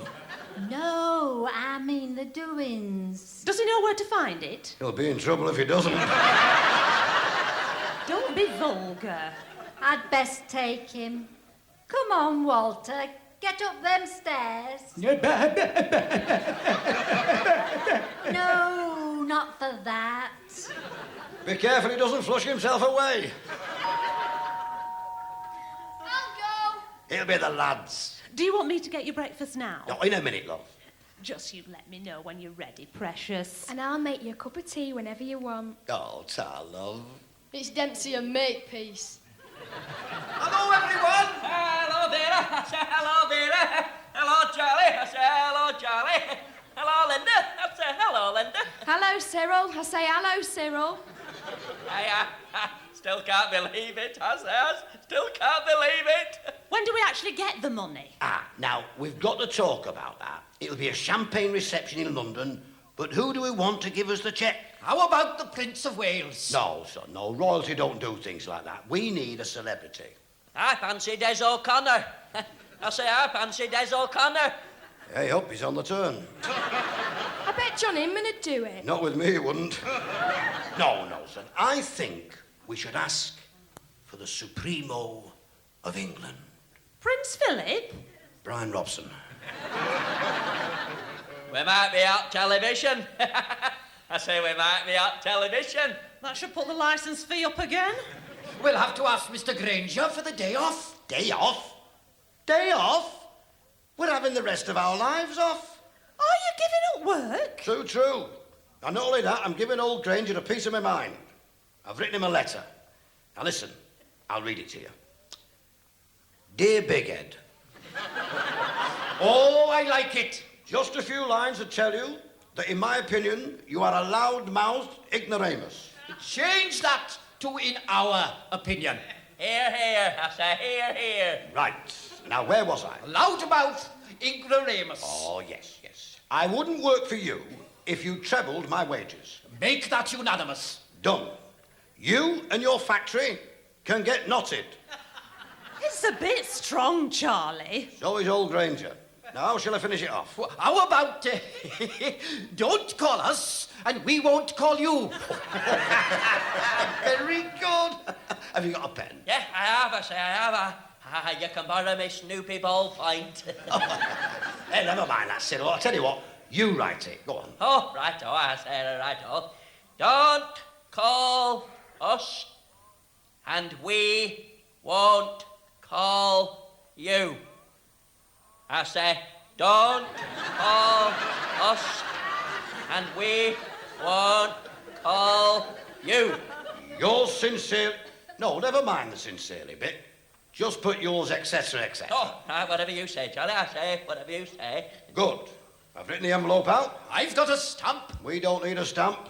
Let him pay for the excess. Jerry, go and put this letter in the post, lad. Righto, Dad. And see who that is. I've been thinking, Charlie. You ought to be careful, Cyril. You could damage your brain. Supposing we get £250,000 each. I say, supposing we get £250,000 each. We heard you the first time. If we invested it for a year, it will bring in £25,000 in interest at 10%. I say it will bring in £25,000 in interest at 10%. So we could live on that and still leave the capital as it was. I say, still leave the capital as it was. Does the Bank of England know about you? It's a Mr. Watson. He's from the football pool. Oh, come in, Mr. Watson. Sit yourself down. Would you like a drink? No, thank you. Are you Mr. Garside? Yes, and these are the other members of my syndicate. Taffy Evans. Delighted to meet you, Mr. Watson. Watson. Oh, sorry, my mistake. And Cyril Platt. Oh, how do you do? I say, how do you do? My wife Vera and my daughter Linda. How very nice of you to call and see us. Now, are you sure you wouldn't like a drop of something? I mean, after all, it is a celebration. I'd rather not. Suit yourself, suit yourself. Well, come on then, tell us. How much have we won? I'm afraid you're in for rather a shock. Oh, it's all right. I know you pools people operate. You don't want to tell us straight out in case we can't take it. I think you'd better all sit down. It's all right. We can take it, can't we, lads? Indeed, to goodness we can. Absolutely, I say, absolutely. How much is it? $750,000? Not exactly. $1 million? Good heavens, no. Well, how much have we won? Nothing. Nothing? Nothing?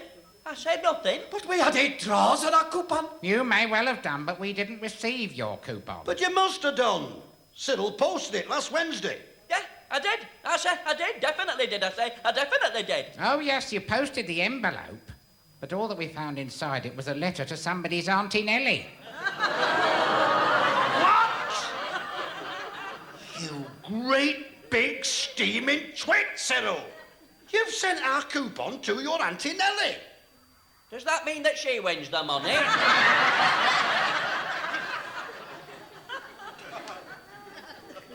Nobody wins anything, I'm afraid.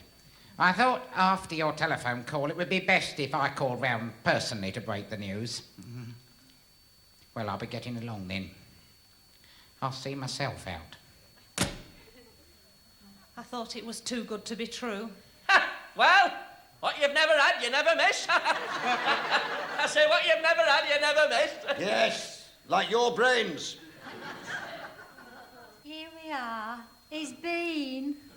Well, at least somebody's happy. I must say, Charlie, it couldn't have happened to a nicer man. You've always had a generous nature. Don't waste your flattery on him, Ivy. He's got nothing. How do you mean? They never sent the coupon in. Come on, Walter. We've got far better things to do than waste our time here. I thought I was your favourite. You can go off, people. Say goodbye, Walter. That'll do. How about that cup of tea, Linda? I haven't time. I've got to get ready to go out. Isn't it marvellous? They couldn't do enough for me when they thought I was rich. What a disappointment. Ah, well, never mind. There's always next week. I say there's always next week. You may not be alive to see next week. It's back to work tomorrow, after all. Yeah. Hey, work. The letter to Granger. Oh, Dad. Terry, that letter we gave you to post. Did you post it? No. Oh, thank goodness for that. Give it back to us. Well, I can't do that. Why not? Well, as I was just going to post it in the letterbox, I saw Mr. Granger on his way to Line and Lamb, so I give it to him personally.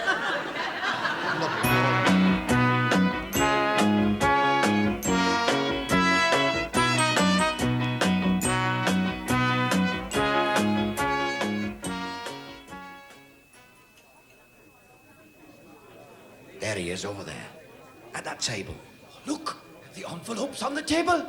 He mustn't have read it yet. Right. We'll go over there. You cause a diversion, Taffy, and I'll grab the letter. Righto. Hello, Mr. Granger. Hello, Mr. Granger. I say hello, Mr. Granger. Good heavens! What are you three doing here? Yeah, well, Taffy's going to cause a diversion and Charlie's going to...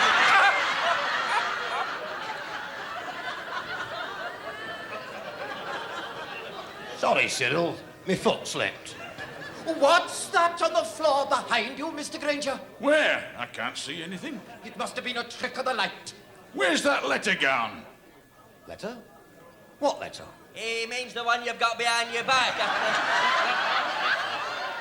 The one you've got behind your back, there. Big mouth.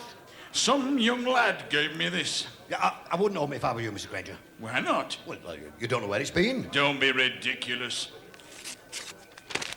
Good Lord. Listen to this. We'd rather not. Dear Bighead, just a few lines to let you know that in our opinion, you are a loud-mouthed ignoramus. We wouldn't work for you if you trebled our wages. You and your factory can get... Knotted. Thank you. Don't mention it. Don't call us, and we won't call you. Yeah, I'm sorry, Mr. Granger. Yours, etc., etc. You see, we thought we'd won the pools. They didn't even have the courage to sign it. Yeah, well, we didn't really mean that. Yeah. Pardon? It's not signed. It just says yours, etc., etc. Then you don't know who wrote it? No, not the faintest idea. Thank goodness for that. Here, here, I say, here, here.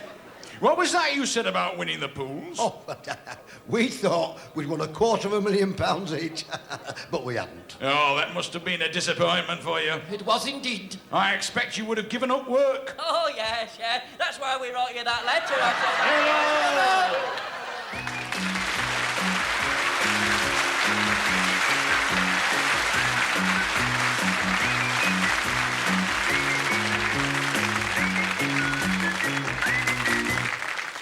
You've been listening to A Proper Charlie by Vince Powell, with Jack Smethurst as Charlie, David Ross as Cyril, and John Jardine as Taffy.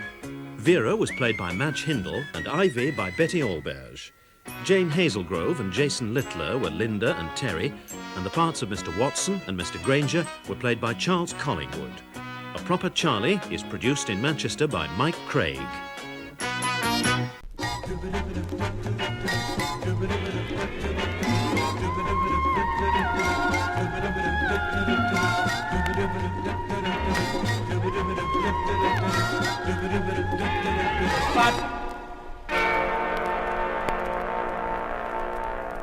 I wish to register a complaint.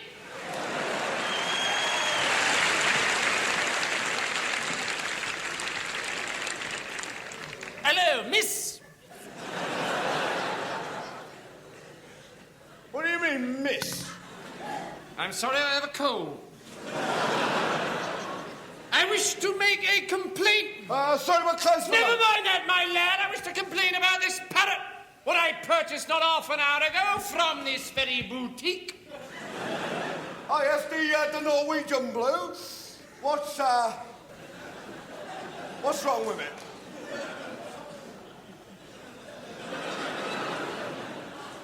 I'll tell you what's wrong with it, my lad. It's dead. That's what's wrong with it. No, he's resting. Look, matey, I know a dead parrot when I see one. And I'm looking at one right now. No, he's not dead. He's resting, you know. Remarkable bird, the Norwegian blue, innit, eh? Beautiful plumage. The plumage? Don't enter into it. He's stone dead. No, he's resting. All right, then, if he's resting, I'll wake him up. Hello, Mr. Polly Parrot. I've got a nice fresh banana for you. David! No, he didn't. You in the cave. I never. Yes, I you did. I did. Hello, Polly!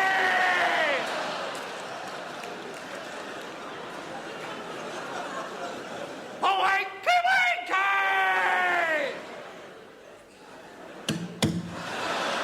This is your 9 o'clock alarm call.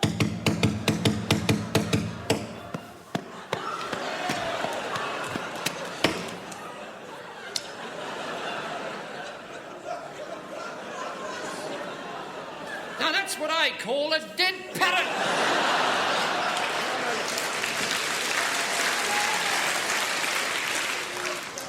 He's stunned. Stunned? Yeah, you stunned him just as he was waking up. Norwegian blues stun easily. Now look, don't play the slippery eel with me. That parrot is definitely deceased. And when I purchased it not half an hour ago, you assured me that its total lack of movement was due to it being tired and shagged out after a long squawk. Well, he's probably pining for the fjords. Pining for the fjords? What kind of talk is that? And why did he fall flat on his back the moment I got him home? The Norwegian blue prefers kicking on his back. Remarkable bird, isn't it, eh, Major? Beautiful plumage. Look, Tosh, I took the liberty of examining that bird when I got it home, and I discovered that the only reason it had been sitting on its perch in the first place was that it had been nailed there.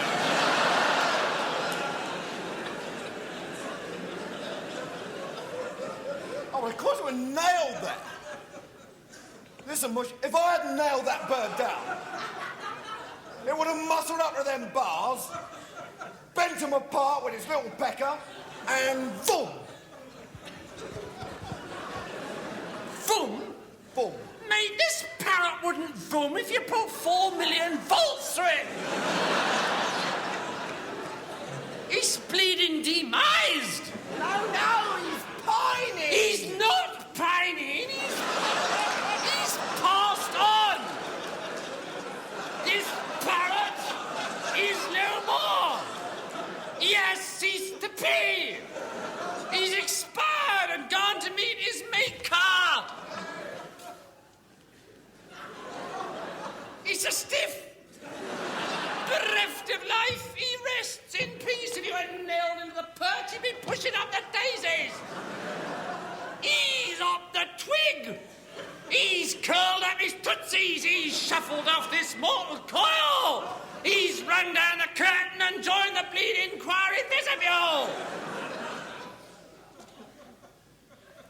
He fucking snuffed it. Vis-a-vis the metabolic processes, he's had his lot. All statements to the effect that this parrot is still a going concern are from now on inoperative. This is an ex-parrot.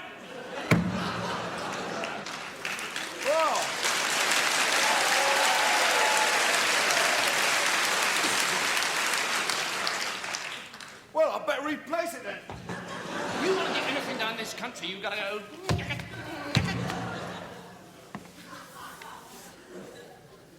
What's the news?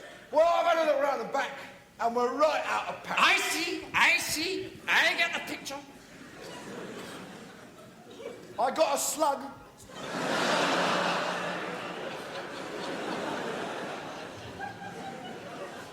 Does it talk? Yep. Right, I'll have that one then.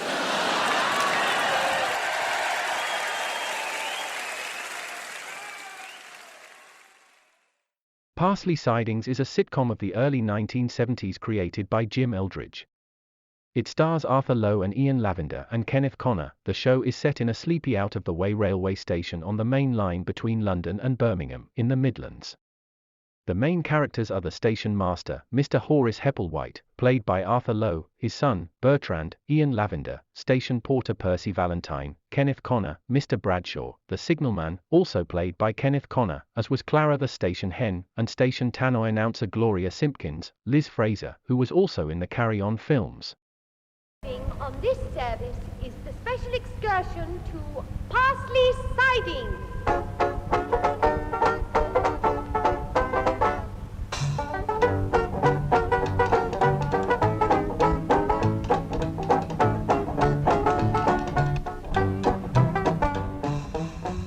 Welcome to Parsley Sidings with Kenneth Connor, Liz Fraser, Ian Lavender, and as the station master, Arthur Lowe.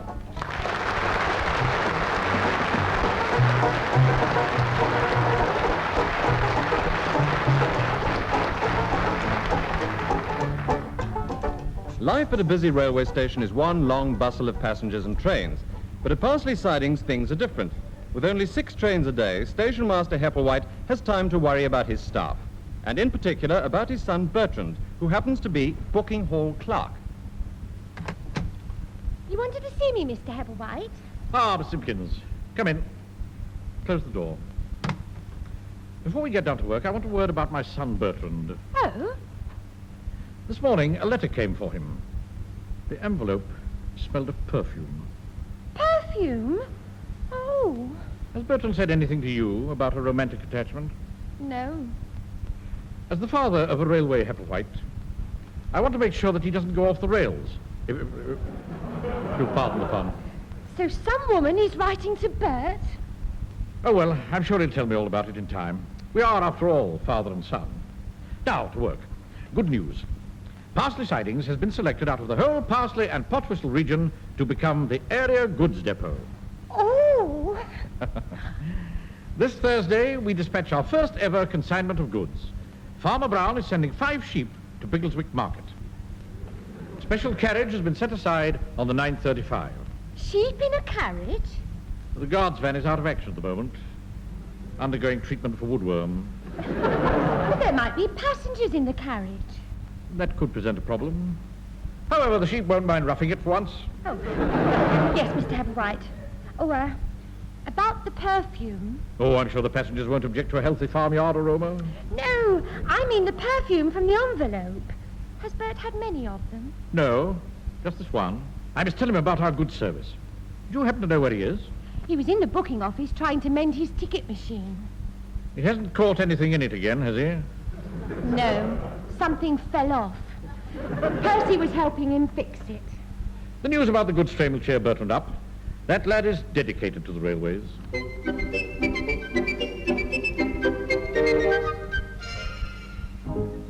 So then, you're finally going to give in your notice, eh, Bert? Yes, as soon as I've got this other job. My interview's on Friday. Ah. I haven't said what it is yet. I'm going to be a ladies' hairdresser at Antoine's in Nurdle, Crampton. He must be potty. You can't even manage your own hair. Hey. Your dad has to part it for you. I could be just the man Antoine is looking for. Well, if that's the job you're hoping for, I reckon you'll be staying on here. So then, what have you done to your ticket machine? Oh, nothing. I just pulled the handle and the bottom dropped off. Sounds like my Uncle Ted's medical. Let's have a look at it. Yeah. Mm-hmm. Is it bad? Well, the Wurgle sprocket's stuck in it. Oh, dear. I'll have to operate. Now, pass me my surgical instruments as I call for them, will you? Right. Right, screwdriver. Screwdriver. Hammer. Hammer. Chisel. Hey, you're not going to hurt my machine, are you? It won't feel a thing. Right. Get hold of the hammer. Right. I'll just prise apart these doodle dingles here. Can you see that yellow mark? Yeah. Right, now when I nod my head, I want you to hit it, right? If you say so. Right. Oh, you're the bark, you twit! Not me head! I'm sorry, Percy. I slipped. Ah, Bertrand. Oh. Yeah, good heavens. No, gosh. What's going on? I hit Percy on the head with a hammer, Mr. Hebblewhite. Did you indeed? Well, there's far too much of this sort of thing going on. I blame all the violence on television. I'm sorry, Mr. Hebblewhite. You'll go to bed without your cocoa tonight. Oh, Mr. Hebblewhite, I'd like to claim for an industrial accident. Be quiet, Valentine. Sympathy is one thing, but let's not get carried away. I came to tell you both that Parsley Sidings has been selected as the area goods depot. Really? Goods depot? What, you mean that people will be giving us their valuables? I don't think that's quite the right spirit, Valentine. On Thursday, we send off our first load of goods. 5 sheep. It is the start of a new era in Parsley Sidings history. Oh. Bertrand, go and see Bradshaw. Yes. Tell him to set the signals at stop for the Biggleswick goods train on Thursday. Yes, Mr. Hebblewhite. 5 sheep, you said? For the first time, yes. Later, there'll be more sheep. Cattle, horses. This will bring us a lot of business. Yeah, but I'll bet it's me that has to clean up the platform. Yep, Valentine. We must show British Rail how efficient we are. On Thursday, I want everything running like clockwork. Wonderful weather for the world premiere of our goods depot, Miss Simpkins. Where are the goods? Percy's just bringing them along. Get them up! Move them out! Yahoo! Get along there, little doggies! Very colourful, Valentine. However, John Wayne will not be on the train. Don't they look sweet, Mr. Hepplewhite? The wonder of nature, Miss Simpkins. Just think what sheep supply us with. Woolly socks, woolly blankets. Mutton. Burton, I wish you could acquire a little tact. Sorry. What's the time, Miss Simpkins? 10:15. Ah, then the 9:35 should be here at any moment. Everyone get ready on the platform. Right. Come along, sheep. Get into line. Stand easy. That sheep at the end. Stop eating our coccineers. She seems to like them, Mr. Applewhite. Sheep, stop it at once. Those blooms nearly won a prize at last year's show. Perhaps she's hungry, Mr. Hepplewhite. Just because one is hungry, one doesn't go around eating other people's prized coccineers. Sheep, heel. Sit. Sit down, sir. Good sheep. Ah, here comes the goods train. Right, staff, on your marks. Get ready to load up as soon as she gets here.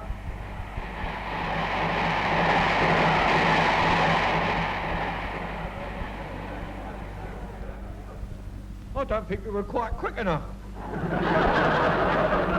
Went straight through. Mr. Hepplewhite, the signal is still set at go. I've just remembered what it was I had to tell Bradshaw. Bertrand, you didn't. You couldn't. I suppose this is what they mean by feeling a bit sheepish.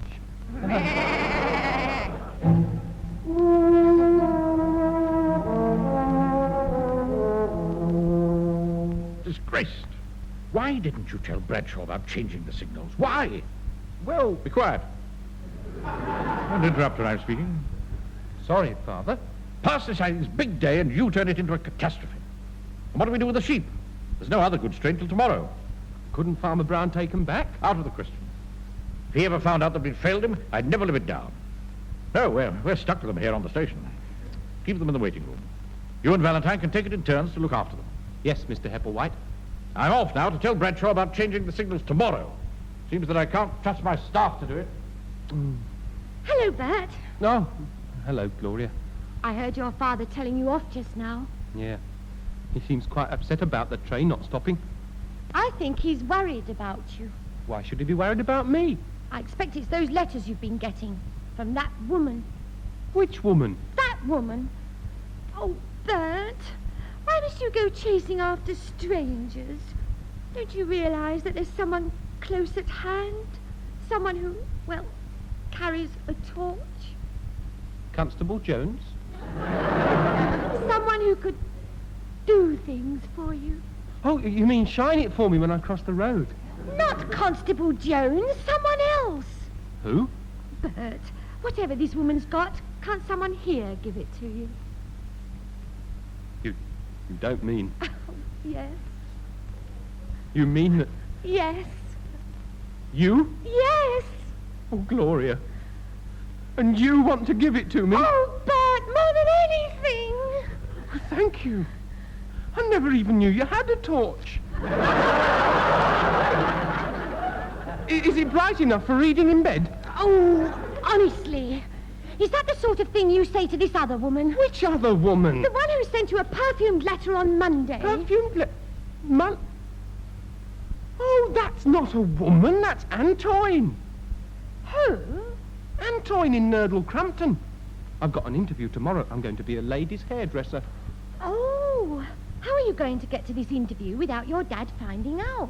Oh, I told him I've got to go to the hairdresser's before work. He'll think I'm just going for a haircut. Well, he's so full of this goods train business, I expect he'll swallow anything. Yeah. I hope the train stops tomorrow. Dad's just gone to tell Bradshaw. Well, let's hope that Bradshaw's got a new battery in his hearing aid. Yeah. Anyway, at least he won't be able to blame me this time.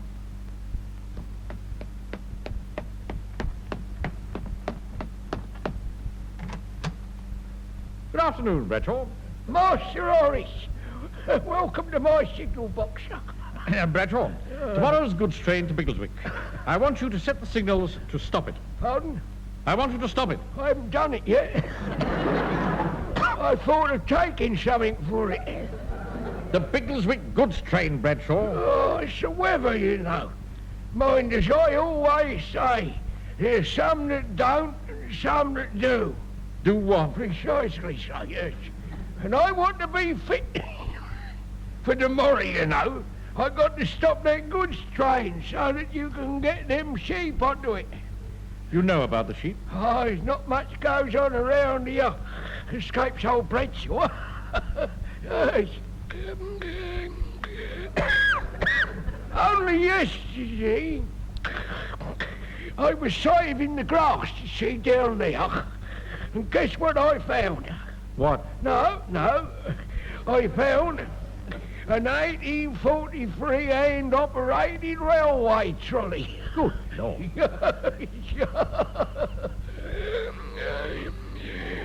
I remember, you know, when they used them for shunting, you know. When I first started on the railway, I was always nipping up the sidings for a shunt. 1843 railway trolley? I haven't had a go on one of those since I was a boy. Pardon? I haven't had a go since I was a boy. Perhaps you better take something for it, you know. Oh, I remember riding on one with my father. We each held one end of the pump handle and we pumped up and down, and away we went. Yes, Master Horace, I certainly do. Can be very painful in the cold weather. Sometimes we did up to 10 miles an hour. Downhill, of course. Especially round the ankle. Pardon? It's a pain, you see. What pain? I'm glad you asked me that. It still catches me sometimes, you know. It's a leftover from them days on the railway trolleys. I don't understand. It was all that up in and down in the handle, you see. I did myself a mischief going down as the handle came up. They rushed me to the cottage hospital and put the bread poultice on me ankle. What was wrong with her ankle? Nothing. See, when I was very young and too embarrassed to describe where the mischief actually was. Yeah, no, never mind that now, Bradshaw. Yes. We must look to the future. This goods depot will mean a lot to Parsley Sidings and to my son Bertrand, who will take over when I lay down my whistle. Young Master Bertrand, do you mean? Of course. Yeah. The railways are in his bones. Well, he wants to rub it with wintergreen. Success tomorrow is vital to all of us.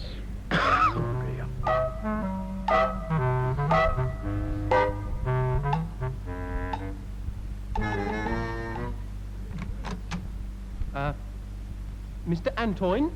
That's me, precious, yes. Oh, you must be Mr. Applewhite. Do come in. Thank you. I thought you'd be French. Oh, no, Treasure, it's all for the image. Yeah. After all, what lady wants her hair dressed by Harry Grant from Peckham? Harry what? Please, the very thought of it makes me twinge.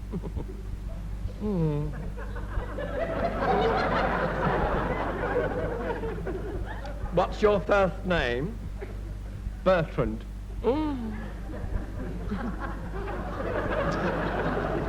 Now listen, Tresh, you'll have to change that name, though.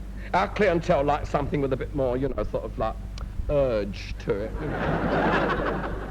Oh, how about Lance? I feel like a Lance. Don't we all, Ducky? I don't know, though. Perhaps there's a bit too much urge in that, eh? Oh, I know. What about Butch? Butch? Oh, it's lovely, yes. Oh, I like that, yeah. Now, first, Butch, I'll tell you all about us, you see. Here at Antoine's, we run a high-class salon. I see. Oh, yes. Now, we want one of those establishments we're not that shove a colander on your barnet and cut off what sticks through the holes. We're noted for our finesse, you see, yes. I've got a reputation, you know. Really? Oh, yes. What I'm after is a man who can handle things. See? My clientele, well, they're used to a bit of savoir-faire. Have you got it, myself? No. I may have had it when I was small. I had mumps and measles. What experience have you had with hair? Oh, I comb it every day, night and morning. I'm quite good with the scissors, too. All except for the cutting part. Well, that's no problem. I mean, we don't actually cut hair, you see. We dress it. Oh. But, yes. I mean, now and then we might snip off the odd bit round the ears, like, but generally we just sort of pat it into shape, you know. Oh, I see. Squirt a bit of lacquer on it, like that, you see. The way they go, quite happy, you see. Now, the thing is to look as if you know what you're doing, you see. I'm good at punching holes in train tickets. Yes, well, that may not be quite the same thing. Have you had much experience with women? Yes. Oh, tell me about it. About what? About women? They're different from us. Is that the end of the intimate confession? Yes? Oh. Well, the thing my women like most is a bit of the old parley. Do I use scissors for it? Oh, sort of thing. Yeah. No, I'm talking about the chat, ain't I? I mean, you've got to make them feel at ease under the hot dry, you see. The barber at Potwhistle gives his customers magazines. Yeah, well, I don't think my ladies would fancy Football Monthly. No, we like to give them something with a bit of the old urge in it, you know. He's got those as well. The art of conversation. Now, say something intelligent. Pardon? It's not exactly a Michael Parkinson, is it? I mean, oh, well, when can you start? You mean I've got the job? Yeah, let's say Monday at 9 o'clock. Right. Or bring a comb. What was it about me that selected me for the position? You were the only one that applied. You wait till Gloria hears about this. Gloria? Who's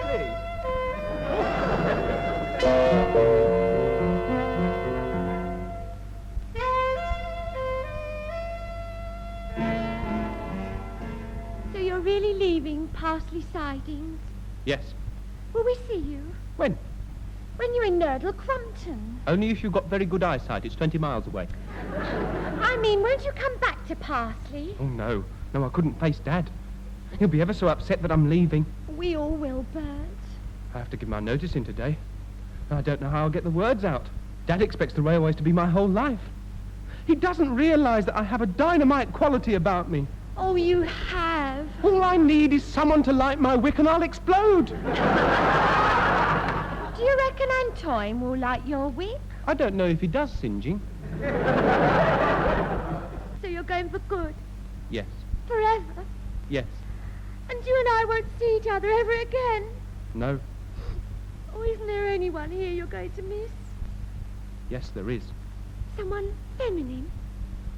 Yes. Oh, who, Bert? Who? The station hen. She gives me a lovely egg for breakfast every day. Oh! Ah, Hepplewhite. Oh. You're back from the barber's. Yes. You don't seem to have done much to your hair. No. They just changed the oil. Is everything ready, Miss Simpkins? Yes, Mr. Hepplewhite. The sheep are all in the waiting room. Where's Valentine? He went to change. A sheep committed an indignity on him.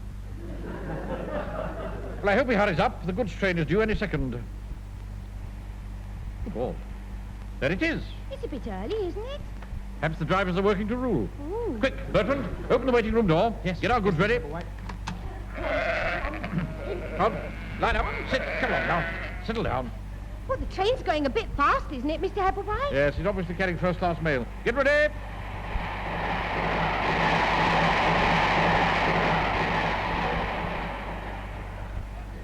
It's gone through again, hasn't it? That old fool Bradshaw. The signal is still set at go. They'll strike us off the goods depot list for this. You reckon we'll get the sheep to Biggleswick by lambing time, Mr. Hepplewhite? We shall get them there today, Miss Simpkins. We'll chase after the goods train on that railway trolley that Bradshaw found. We'll catch it up at Potwhistle Halt. Ooh. The driver always stops there for a natural break. Yes, they've got lovely flowers on their embankment. Now, you look after the station, Miss Simpkins. Bertrand and I will get the sheep on the trolley. It's parked at the end of platform 1. Right. Come along, Bertrand. There's Yes. no time to lose. Coming. Hello there, where is everyone? There they go, just disappearing round Parson's Bend. What? Mr. Hepplewhite and Bert are taking the sheep to Potwhistle on that trolley. Taking him to Potwhistle? What for? They're chasing after the Biggleswick goods train. It missed us again. That wasn't a Biggleswick goods train. That was the Liverpool to Euston Express. Oh? Yeah, our train ain't due for another 5 minutes. God, I've just had a thought. What? That trolley's on the same track as the trains, isn't it? The points are still set for the main line. They're on their way to Euston. Oh! Oh,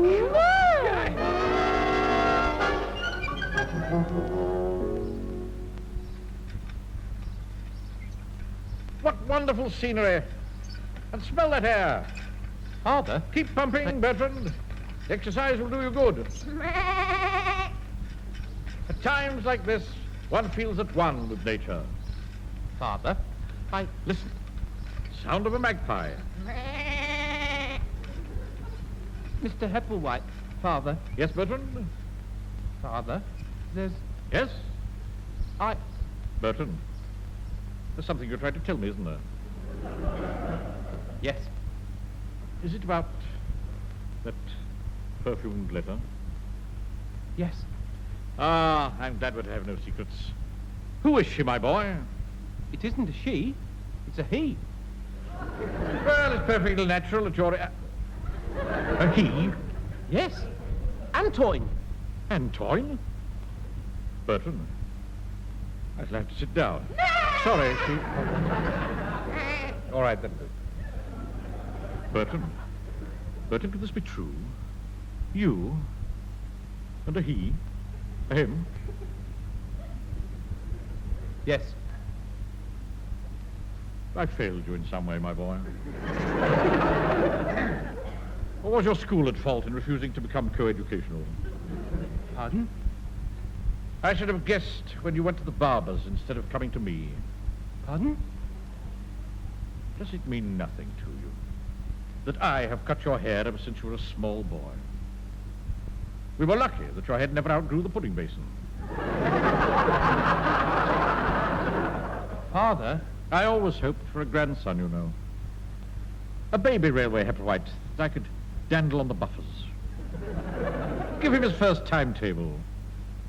I look to you for that, my boy, but now... Antoine thinks I'll be very good at it. Bertrand. Bertrand, for my sake, for your sake, for the sake of Parsley Sidings, end this relationship. This man, Antoine, is... Well, he must be. Pardon? There are women in this life. Women, Bertrand. One can never have the same. It's different. Oh. Straight on the narrow. I am, after all, your father. Oh, yes. Good. Then let's hear no more about this person, Antoine. Now, we ought to be coming to Potwhistle Halt. But Antoine said... Not another word. Yes, Father. This doesn't look much like Potwhistle Halt. You seem to have been travelling for some time. Do you know where we are, Bertrand? I think we're lost. Yeah, all right, don't panic, sheep. Now, we may have taken a wrong turning somewhere. I wonder where we are. At Wolf Cubs, we were taught how to find true north with the aid of a watch. How? Well, like this. I take my Mickey Mouse watch, and I point Pluto's tail towards the sun. Then I move Grumpy, Dopey, and Pinocchio round to face the opposite direction. Then I put Donald Duck on the line between... And? It's 10:15. Well, I know that, you idiot. Where are we? I think we're on the main Intercity Express line from Liverpool to Euston. On the Intercity Express line? Absolute piffle. Wherever did you get that ridiculous idea? From that sign over there that says, "Danger, you're on the Liverpool to Euston Intercity Express line." Beware of fast trains. What? Keep calm, Bertrand. I am calm. Now, don't panic. I'm Don't not panic. panicking. I'm not panicking. And here's the news read by Sean Kelly. Drama on British Rail, which was today forced to close its mainline network for 4 hours. The closure took place while a search was carried out for a manually operated railway trolley, believed to be carrying a small herd of sheep and 2 shepherds. It followed an incident in which the Euston to Liverpool Express nearly hit the trolley on the main intercity line. The express avoided a collision by reversing 43 miles from Northampton to Hemel Hempstead and trying again via Grimsby. A full-scale search failed to locate the trolley, and police have rounded up many shepherds for questioning. Officials believe the trolley may have been staging a protest connected with the Home Rule for the Midlands movement.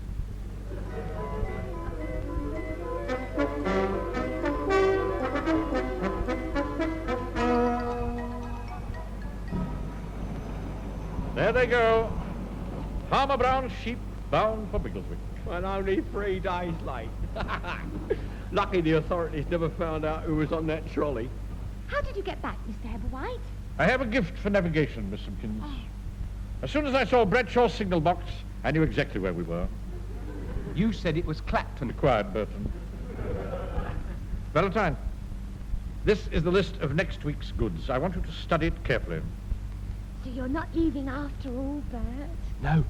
Antoine got an offer from London and decided to pack up the business. Oh, good. What was that, Burton? Oh, I said, lovely weather, isn't it? Indeed it is. You might say, the sun returns to Parsley Sidings.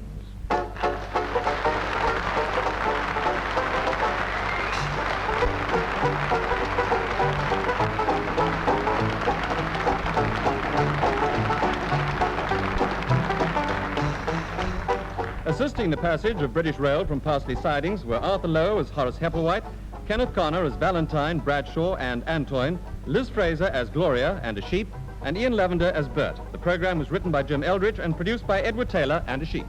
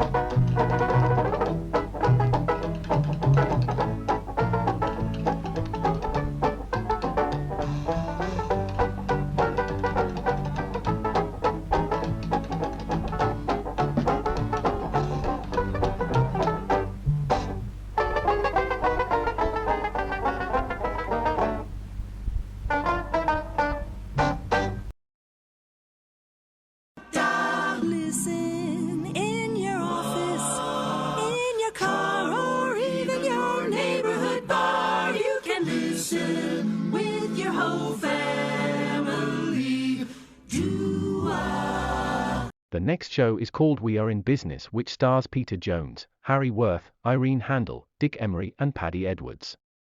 It was broadcast from 1959 to 1960. The writers were George Wadmore, George Evans, Peter Jones, Barry Took and Marty Feldman. The producer was Charles Maxwell. Ladies and gentlemen, for the next half hour, we're in business with Dudley Grosvenor.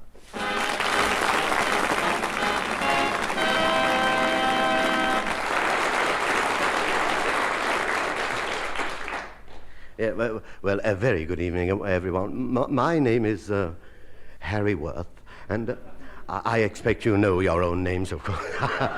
Now, I'm afraid Mr. Grosvenor cannot be with us this evening owing to unforeseen circumstances. However, he would like to send each one of you his kindest regards. In return, he says, if you would like to send him something, he'd be jolly grateful. Anything like a length of rope, a ladder, hacksaw blade. The whole thing is very tragic indeed. It all started a few weeks ago when he and I were in my flat having a chat.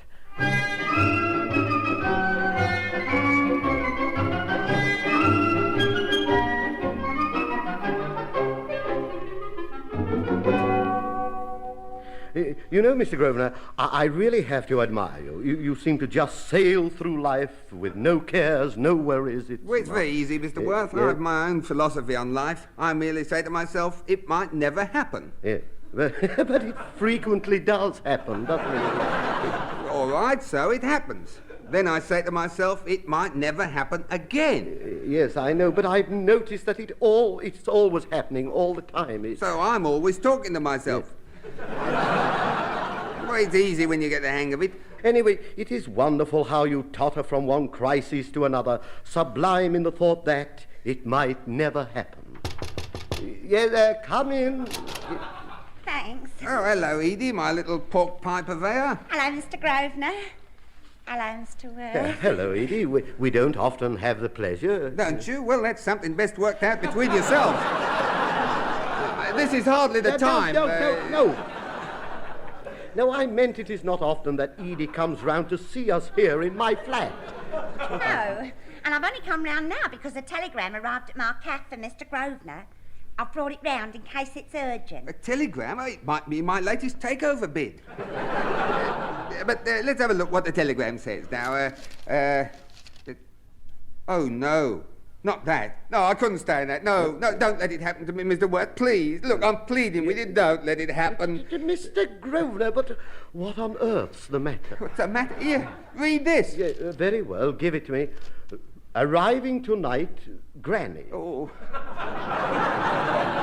What it says. Those dreadful words again. Dreadful words? Well, what's so dreadful about that? Arriving tonight, Granny. No, please, not again. Don't keep repeating it. A man can only take so much. Look, my brain might snap. What can I do? Now, what do we do? After all, we are partners. Wait a minute. I don't understand what has occurred. Never mind that now. No time for explanations. But there might be just a slender chance for us if we can get some forged passports, counterfeit money, smuggle ourselves to Canada. Oh, calm down.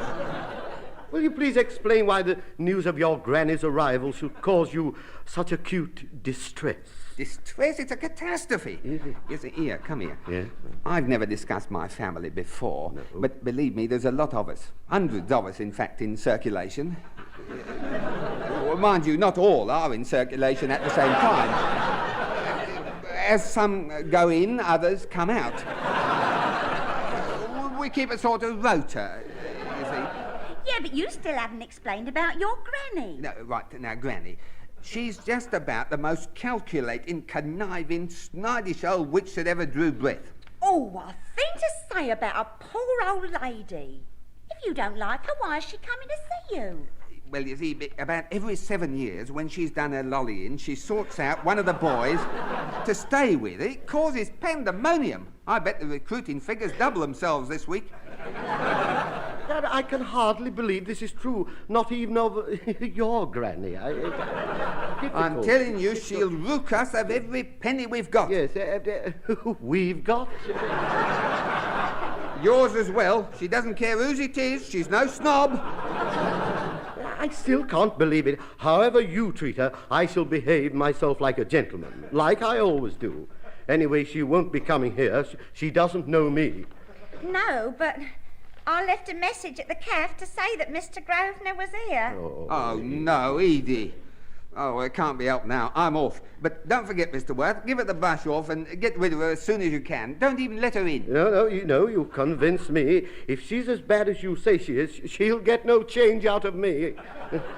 She won't bother about change. It's the folding money she's after. Now, let me brief you. As soon as she gets to the door, she'll say, I know this of old, she'll say, could you direct me to a nice, respectable hotel for gentlewomen in reduced circumstances? Now, that is when you say, I know a smashing hotel in the north of Scotland, get moving. Let me try that. North of Scotland, get moving. Right, you can rely on me. That'll be all right. She does sound a shocker. Yeah. I hate these hard, calculating old ladies. I hope I'm not here when she arrives. Then come on, quick. That's probably her taxi drawing up outside now. Oh. We might just make it if we scarp her down the back stairs. Cheerio, Mr. Worth. Come on, Edie. All right, ta-da. Well, goodbye, Edie and Mr. Grosvenor. You can leave it to me. My word, that was quick for an old lady.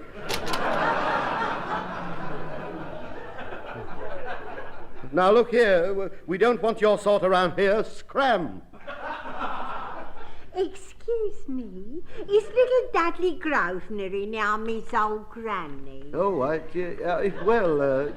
won't you come in? Oh, thank you. Yes. I brought my grandson a little present. I know he always used to like them. Here, you keep them for him. Well, my good gracious, jelly babies. What a lovely thought. Yes, wasn't it? Yes. There's one born every minute. What's your name, young man? Worth, Harry Worth. May I call you Harry? Yes, of course. I'd be very happy. Oh, that's lovely. Now, Harry, I wonder, could you direct me to a nice, respectable hotel for gentlewomen in reduced circumstances? Yes, I know one in the north of Scotland. Get moving.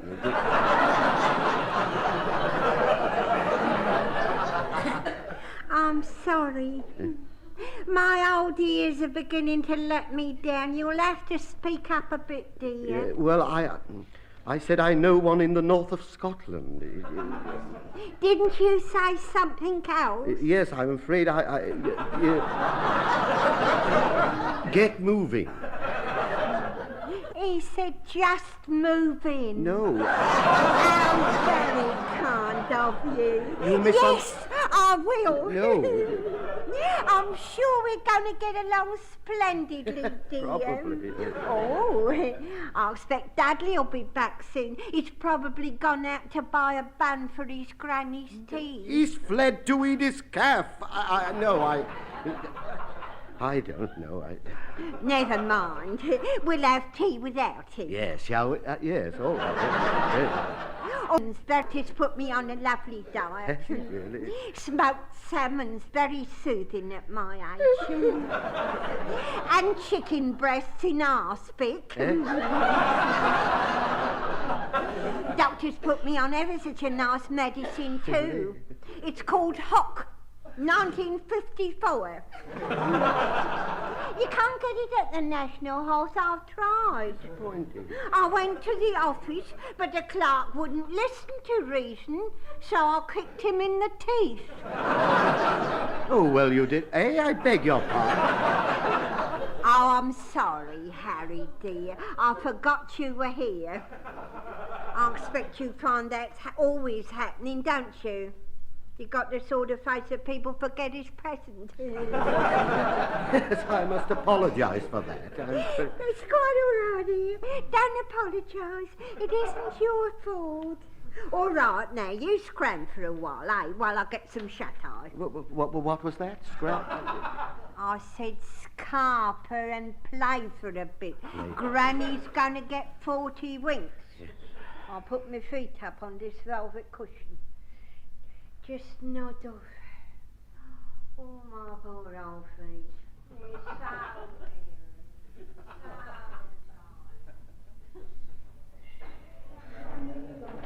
Well, so long as he was firm, Mr. Grosvenor, I suppose it'll be all right.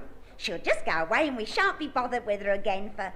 How long did you say it was? 7 years. Every 7 years she turns up like a bad penny. I only hope Mr. Worth was firm with her, that's all. Oh, here he is now. Well, he doesn't look as if he was firm. He looks like a man with his trousers on fire, miles from a water supply. Oh, Mr. Grosvenor, you'll never believe this, but I am pleased to see you. Never mind the formalities. Is the old battle axe on her way to the north of Scotland with the proverbial flea in her lug-hole? Not exactly on her way. Oh, she hasn't started yet? Well, no, it would be an exaggeration to say she was on her way. But you told her to go there, didn't you? To scram out of it? Well, yes, Then if you told her and she's gone, why is it an exaggeration to say she's on her way? Because she hasn't started. Is she getting ready to start? Well, not exactly. Look, I'm rapidly tiring of this rapier-like cutting and thrusting. Did you do as I told you to do? Yes. You did, good. Then where is she? She's moved into the flat. What? Mr. Wirt, I do not know what will become of you. I do not know. I did my best. Here you are. You are a fully grown man, sound in wind and rain. And you haven't got the gumption to pick up an old lady of over 70 and throw her into the street. Thank goodness your sort is in the minority in this country today. You don't understand. I was touched by her manner, and I thought it was sweet the way she turned up at the door with that little bag of sweets. She said you always liked jelly babies. Oh, well, I must admit that sounds rather nice. Nice? When I got outside, there was a small boy on the doorstep screaming his heart out. I had to give him 6 months to buy some more. Look, there's nothing else for it. She'll have to go. She's got to be chucked out. Chucked out? Well, I can't do it. Don't look at me. Of course he can't. He's too much of a little gentleman. Anyway, she's your granny. You ought to chuck her out. All right, I will. It's got to be done. Come on, Mr. Wirt. I'll show you how.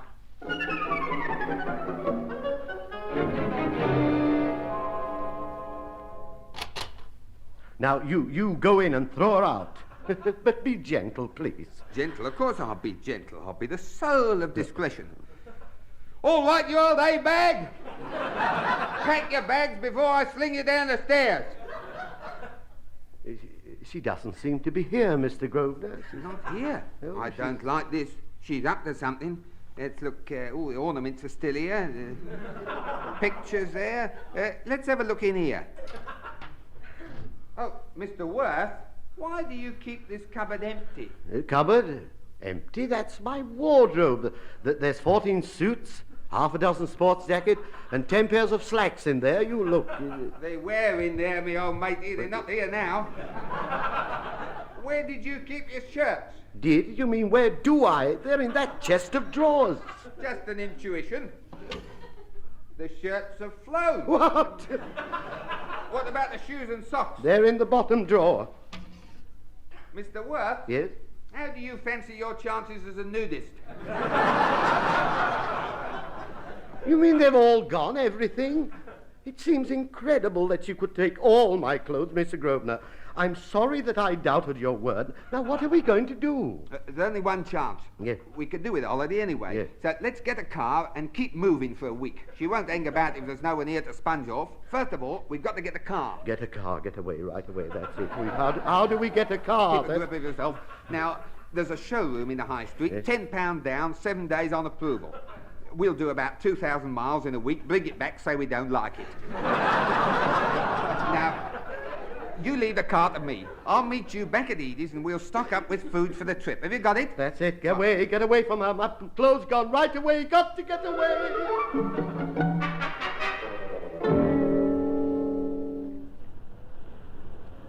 You must have done some pretty fast talking, Mr. Grosvenor, to let them give you this lovely car. Yes, well, I told them I was the Sultan of Brandy Cherry, and I said if this car was all right, I'd buy 20 more. Oh, a sultan? Surely they must have queried that. Well, they did point out that I wasn't very suntanned. So I told them I had 40 wives and spent most of my time indoors. Yeah, well, it's certainly a lovely car. Edie's got 2 boxes of supplies to last us a week. Let's go in and get them. Right. Oh, Edie, it's very nice of you to let us have all this stuff. Oh, that's all right. I still can't believe Granny's as bad as you make out. Still, you know what you're doing. Oh, we know, all right. It's for our own good. Well, I'll take this box, Mr. Grosvenor. You take the other one. You'll find everything you want in there. Have a good trip. We will. See you in a week's time. Goodbye, Edie. Bye. Yeah, bye-bye, Edie. Must get away from it all. Bye. I wish I was going away in a big car for a week's holiday. I'm sure they're wrong about her. Seems a shame leaving the poor old dear to fend for herself. Well, you two are back quick. And why have you brought all the food back? There was nowhere to put the perishing stuff. You see, the car's gone. Hey? But it was only there a minute. That's long enough for some of the thieving hounds round here. There's far too much of this car stealing going on. And what are the police doing about it, I'd like to know? Police, I'll tell you what they're doing. Sweet nothing, matey. They're sitting in their canteens, living it up. Have another mug of tea, Sarge. No, thanks, Super. I've still got 7 full ones here. It makes me sick. Well, let's go around and report the loss of this car. Let's shake 'em up a bit. That's just what I'm going to do. I've waited years for a chance like this. I'm going to really enjoy it. Come on.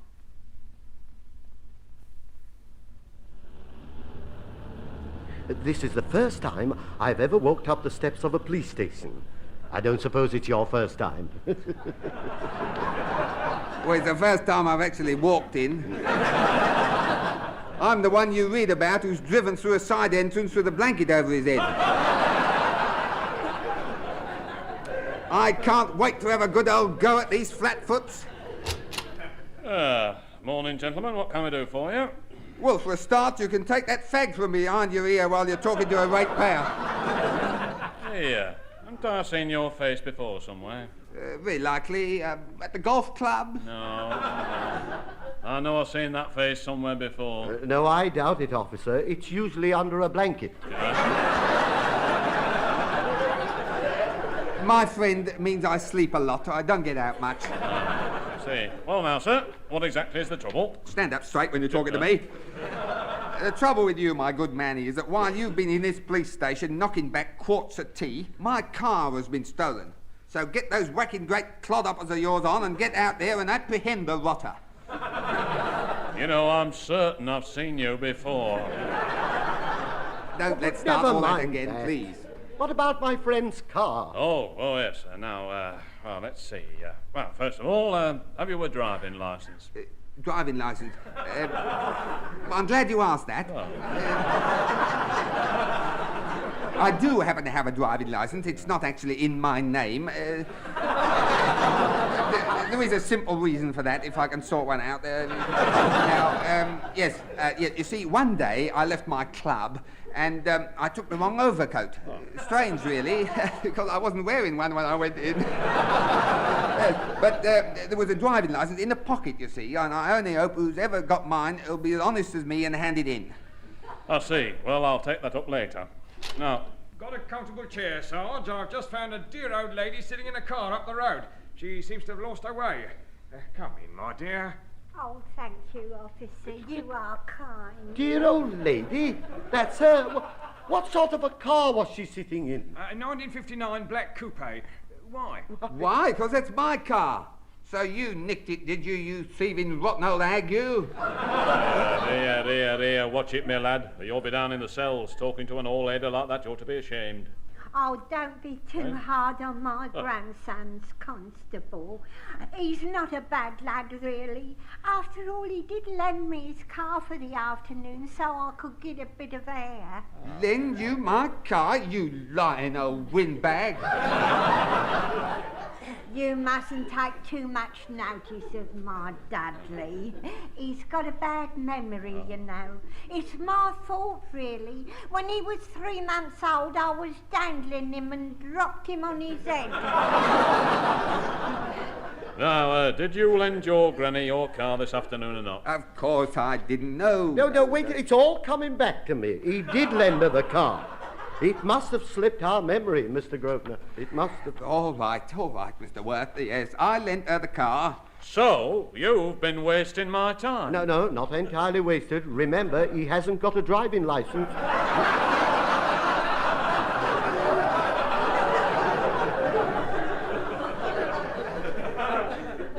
Oh, stone me. Well, madam, you shouldn't have been parked in that zebra crossing near the bank, should you, eh? No. Oh, naughty old granny, then. Doesn't it make you sick? Why don't you give her something out of the police box while you're at it? Oh, come on, let's get out of this place. It gives me the willies. Bye-bye, Constable. Bye-bye, Sarge. Come on, Mr. Worth, and you, Mother McCree. Doesn't it ripe you? You pinch my car, park it outside the bank, and they say, naughty granny. Come on, get in the car. Oh, you're shoving. All right, and you, Mr. Worth. Oh, all right, just move over a little bit. I can get all right, in. Right. Oh, by the way, Gran, why were you parked near a bank? I was casing the joint. You were... I beg your pardon. Granted, dear. Just put this case on the floor, will you, dear? It's quite weighty. Yes, it is rather heavy. What's in it? I don't know. I picked it up by mistake. Let's open it, shall we? We might get a nice surprise. Yeah, let's all have a nice surprise. All right, open it. Oh, look, nice blue Christmas cards. Aren't they lovely? Christmas card? Are you crackers? These are fivers. Hundreds of them. Brand new fivers.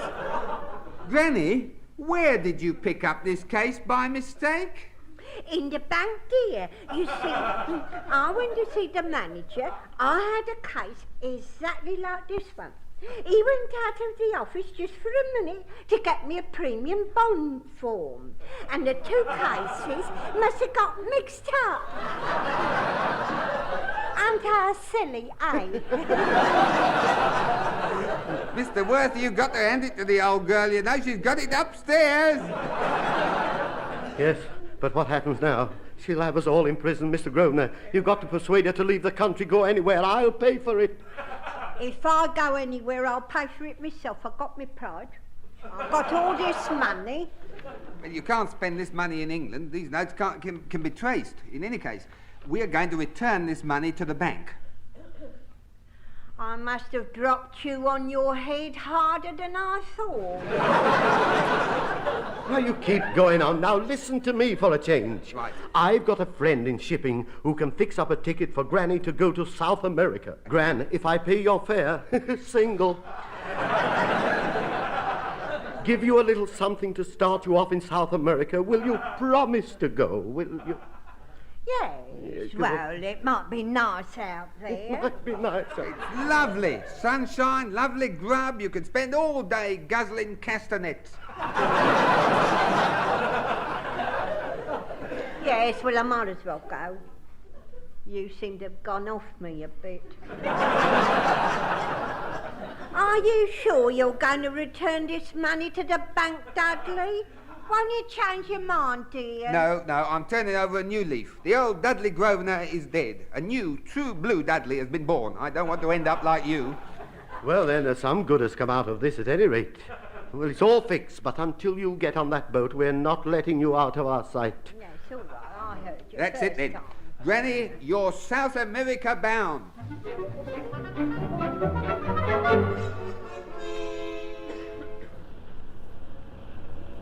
Well, she's gone, Mr. Worth. Out of our lives forever. Yes, he's finally left. What a relief. Now, don't forget your promise. You said you were going to return that money to the bank. Well, here's the bank. Now, let's go in and return it. Not us, me. Yes. This is the first real honest thing I've done. I want to do it alone. In any case, you might muck the whole thing up. Yes, you've got a point there. Now, you promise you will return that case? Toss me throat. Yeah. Mr. Worth, it is really a lovely feeling to be doing something right. I feel sort of noble. A sort of warm glow has come over me. In any case, I'll cop the reward. I'll see you back at your place then. Goodbye. Goodbye. Good morning, sir. Good morning. I'd like to see the manager, please. The manager? Haven't I seen your face before? Don't you start, please. No, you haven't seen me before. Now, kindly tell the manager I'm here. Oh, very well, sir. Just a moment. Wait here while I tell the manager you're back. Back? Oh, well, Julie's busting out all over. I never thought the day had come when I'd be returning money to anyone, especially this sort of money. The manager will see you, sir. In there. Oh, thank you very much. Right. Good morning, sir. Good morning. I'll just put this case on your desk. It's a bit heavy. There. Well, I expect you're wondering why I'm here. On the contrary, I know exactly why you're here. Oh, has Mr. Worth phoned up then to make certain I get my promise? Mr. Worth, is he one of your accomplices? Accomplices? No, he's my partner. It comes to the same thing. Well. Police told me you'd try the same trick again. I didn't believe them, but here you are. Same trick? I don't get it. Mind you, I prefer the disguise you wore last week, the bonnet and shawl. Yes, that had me fooled. Oh, the dear old lady you were. What are you talking about? Look, if you wish to prolong this farce, I'll tell you. You know that today the brewery collects its wages in that blue case in the corner there.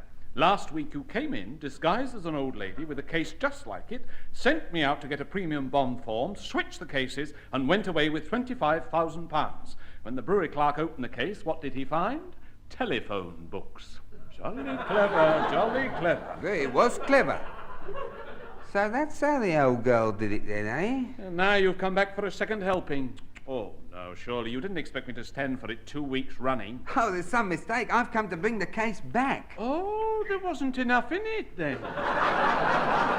Oh, now, you can't have spent 25,000 in a week. Naughty, naughty old granny. Oh, belt up. I'm telling you, I brought this case back intact. The money's in here. Is it really? Then let's just open it up and count it together, shall we? Yeah, let's do that. Here we are. Look. Well? Blimey, telephone books. I don't get it. Do you print your own telephone books? That makes 30 you've brought here in 2 visits. But I can explain, you see, my granny got the money. She's gone to South America. I'm returning the case, you see. Yes, thank you very much for bringing the case back. Excuse me, please. Miss Adams, get me the police, please.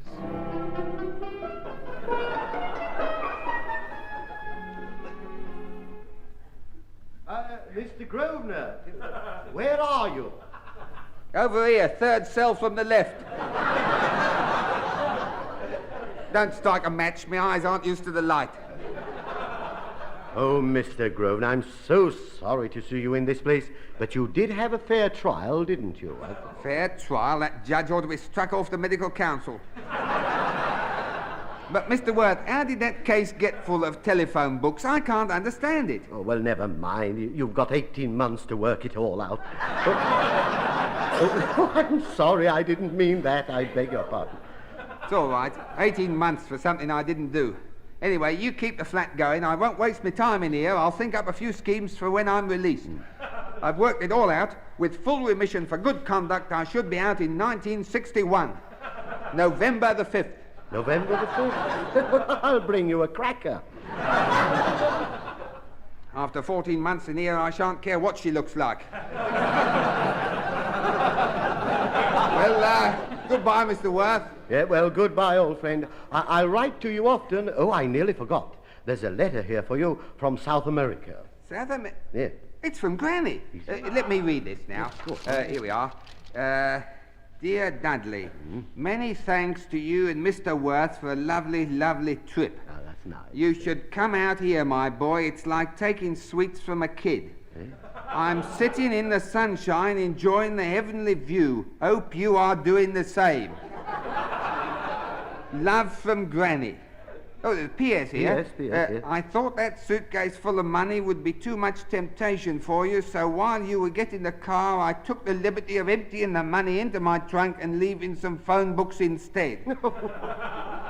Do hope it didn't cause you any inconvenience. Mr. Worth, yes. This is the end.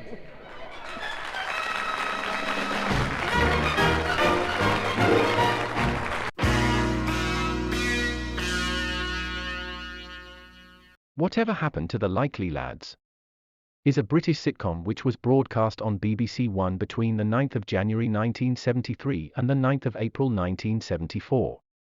The cast was reunited in 1975 for a radio adaptation of Series 1, transmitted on Radio 4 from July to October that year.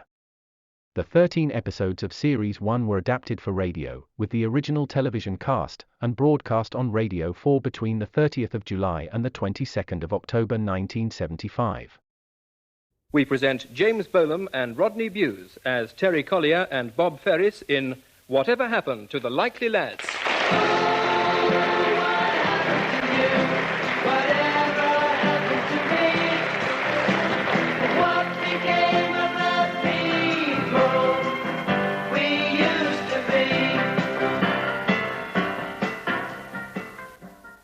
Are you ready, Bob? Yes, love. You draw the curtains and I'll turn out the lights. Mind you don't hit your knee on that table. I keep doing that. Oh, never mind, Pet. Sit down beside me and I'll rub it better. There. Bob, whatever you're groping for is not down there. Oh, sorry. I was just trying to find the button. Well, the button you're looking for is on the arm of the sofa. Oh, thanks. Got it. Okay, sit back. First colour slide coming up. Oh, that's nice. What is it? Our plot of land on the building estate before they dug the foundation. Oh, yes. I recognize the weeds. They're still in the back garden. Does that affectionate squeeze of the hand you've just given me mean I'm forgiven? No, it means I'm ready for the next picture. Ah, the foundations. By it was pelting down that day. Looks more like an indoor swimming pool. Where did you get those wellies? Off the little man in the site office. You know, the one with the limp. Oh, Bob, the damp course. And finally, my house. Oh. My house. I still can't get used to saying that. Have you seen my house? Why don't you all come round to my house? Why can't we meet at my house? Yes, I'm thinking of selling my house. Bob, don't be so silly. We haven't moved in yet. And anyway, it's our house. Yes, of course, Pet. Our house. Chez nous. Oh, Bob, I can't wait to move in. Bob, are you happy? I mean, really, really happy? I'm fantastically happy. I am too. I know it's silly, but sometimes it worries me being so happy. I keep expecting something to come along and spoil it. Daft thing. What could possibly do that?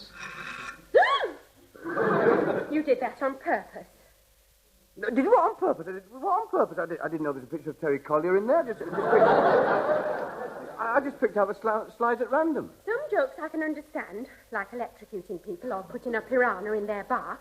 But to suddenly be confronted with Terry Collier's face, 6 times larger than life and twice as loathsome, that's something I don't find at all funny. So kindly turn that thing off and put the lights on. Take it easy, Pet. No idea he was in there. It was just a lucky dip. Unlucky, I'd call it. Could have been anything.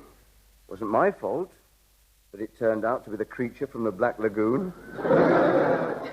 I'm sorry, Bob. It was just a shock. He's always been there, you know. A nagging doubt, haunting me. Love, dearest, it isn't as even he's a friend of mine anymore. He hasn't spoken to me, he hasn't written to me for over 7 years. When he came home 2 Christmases ago, he didn't bother to look me up, even though my mum sent him a racing calendar. If I saw him now, I probably wouldn't even recognize him. We'd become total strangers. Do you mean that? Of course I do. Come on. Give us a kiss. There. I know what's wrong with you. You're upset because I'm going to London. No, I'm not. Yes, you are. The firm's sending me on business. It's not one last frantic fling. Here, look, this is on my ticket. Cheap day return, 2nd class. Last of the big spenders. Oh, I'm sorry. I'll make a pot of tea and bring you some cheese and biscuits. It was just seeing that. I know. That awful Terry Collier.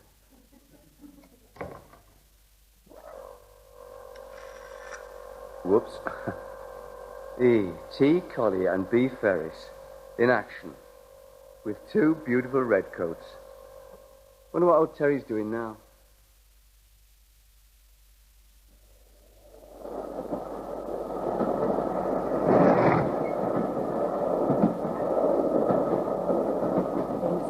Did they play you up much? No, not at all. I've got away with kids. The fella's been as good as gold. There you are. Tar. And we've been feeding Linda's rabbit, haven't we? With a whole bar of chocolate. Oh, you shouldn't have. Oh, come here, Linda. It's all over your mouth. And what have you done with your rabbit? He's just having a kip on the luggage rack. Oh, then we'd better not disturb him. Ah, you can tell where she's got her good looks from, though. Oh, do you think so? She won a prize at Benfic last year. Bet you've won a few prizes and all. And not that long ago either, eh? Maybe. Mind you, I think having good bones helps. Oh, definitely. Saw that straight away. Good bones, well covered. You can't beat that. I see you've got a nice lot of labels on that luggage. Have you been on a cruise? Oh, I visited a few trouble spots. Oh, you're a soldier. Was, on terminal leave. Finished. Done everything. Seen it all. 7 years. Oh, a long time. Did you enjoy it? Yes, apart from this. Dear. What, your right leg? Right thigh, Still get the odd twinge, but if I rub it, the pain goes away eventually. How exactly did you... No, I'll never talk about it. Oh. I'd like to tell you, but I'm not allowed to. Oh, I'm sorry, I didn't... Oh, no, you weren't to know. It's not often something like this is covered by the Official Secrets Act. Do you, live in London then? No, I'm just passing through. Got a few hours to kill before I hobble over to King's Cross to get the train up north. Well, you're more than welcome to come home with me if you like. I mean, get your feet up for the day if that's what you want. Oh, well, that'll be nice. Well, why not? You like my husband. He was a Marine. Ah, yes, well, you see...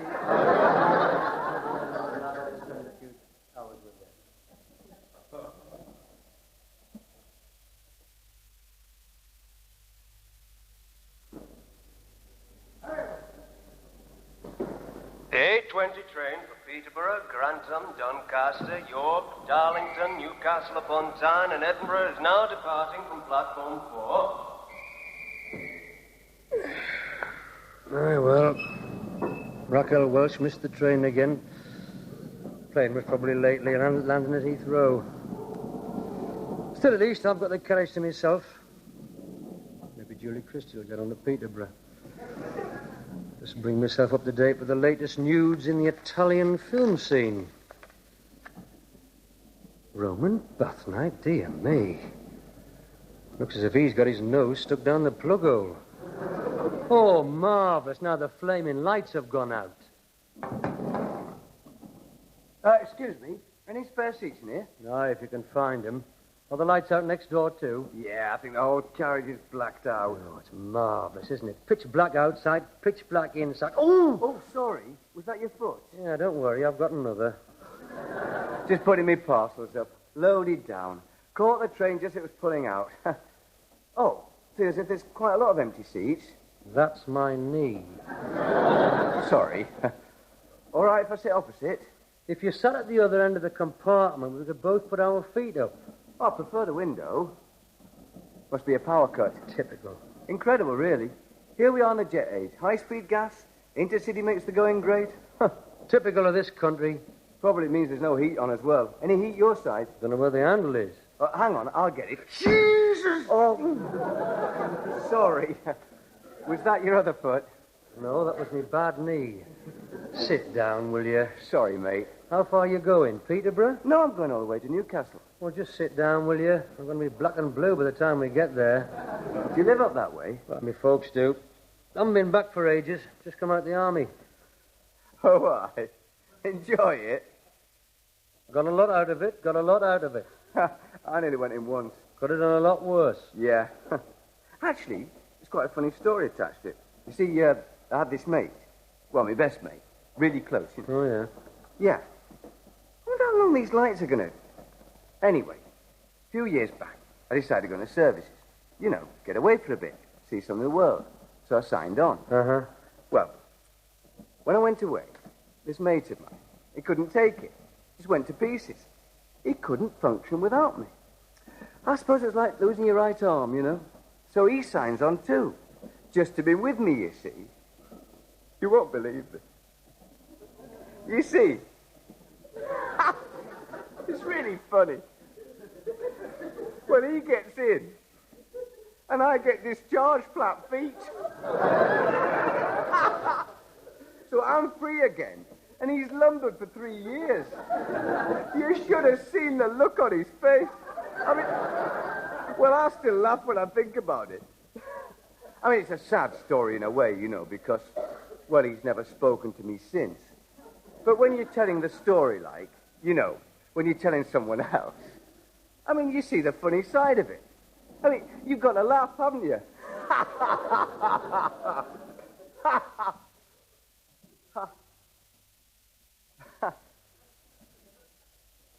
Well, most people find it quite humorous.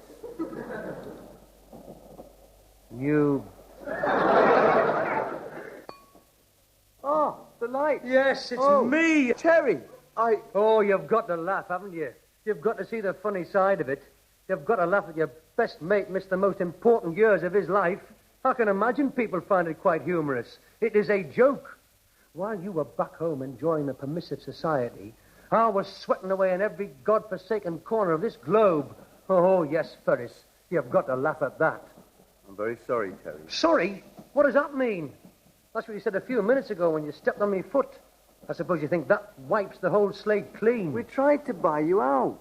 Honestly, Terry, as soon as I got back, I organised a whip round at work. We just couldn't raise enough funds. What do you mean? What about me going away whip round? There was no shortage of funds for that. Yes, I know. But that was for you going away. We couldn't seem to raise the same amount of support for you coming back. I suppose you had to laugh at that as well. I didn't mean it was funny, ha-ha. I mean, it was, well, ironical, if you like. Oh, yes, it's ironical. Ironical that when this country goes through a social transformation, I'm not here to see it. It's ironical that when everybody is having the best time they've ever had since the Roaring Twenties, I'm living in a Nissen hut in BAOR 14. I missed it all. Swinging Britain was just hearsay to me.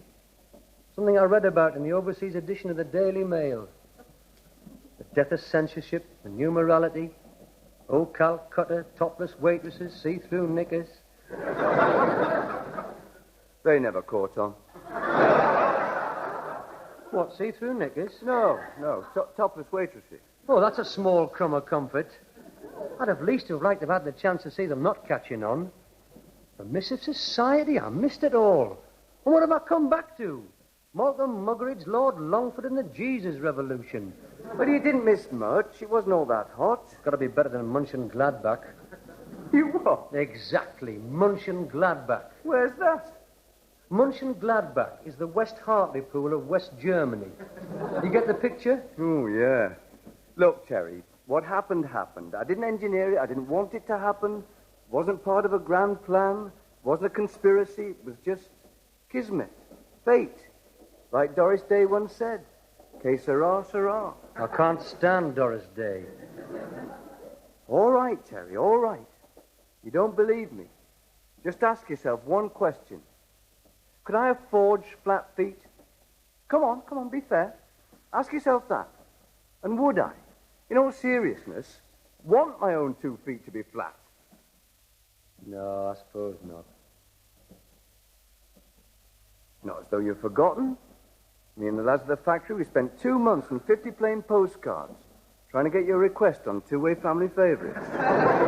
Well, that's news to me. I never heard it. Well, don't blame me, mate. Take it up with Michael Aspel. What was the request? Doris Day singing Que sera, sera. I can't stand Doris Day. Well, how was I to know that? Anyway, you look well enough. Well, I am. Well, apart from this, your right leg. your right thigh. What's wrong with it? I never talk about it. Oh, sorry. No, that's okay. Well, how have you been? Fine, can't complain. Ah, good. Glad to hear it. Oh, I had my appendix out 2 years ago. Oh, did you? Come on, let's shake on it. There. No hard feelings. Nah, no hard feelings. Welcome back, kidder. I've missed you. I'm glad to be back. Missed you too. Good. Good lad. Oh, come on, there's no need for that. I'm sorry. Always was a bit emotional. Come on, man. I'm all right. I've got a bar on this train. How about unsealing a few cans of Newcastle Brown, eh?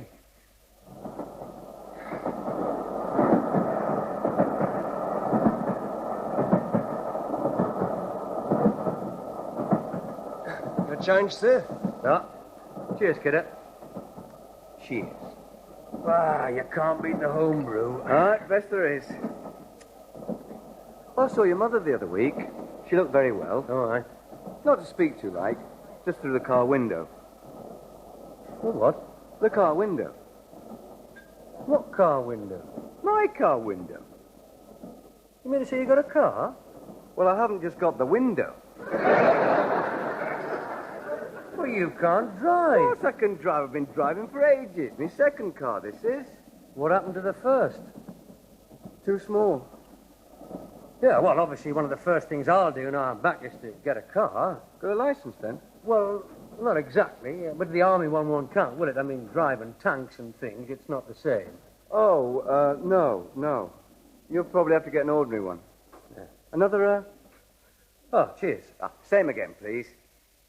Now, let's see, how long is it since you've been away? 6? No, 7 years. Have I? Yeah. And you only signed on for 3. Did I? Yes.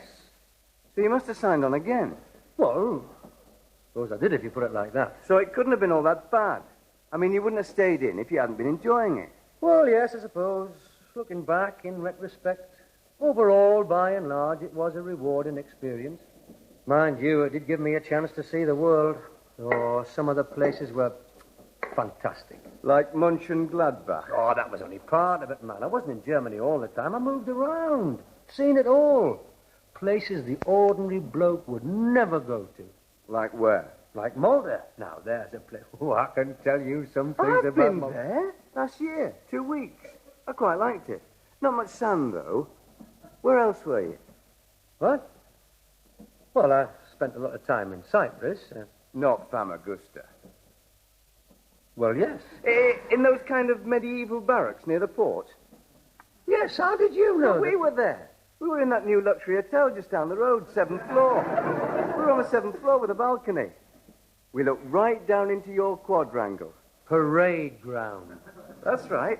I'm surprised they didn't include you in the brochure. On a clear day, you can see Corporal Collier. Right, looked a desperate place, that. Oh, but I was only based there, man. Every weekend I was off all over the place. I once spent a week in Tunis. I don't believe it. Yeah, well, I'm telling you. It's incredible. I was there this year.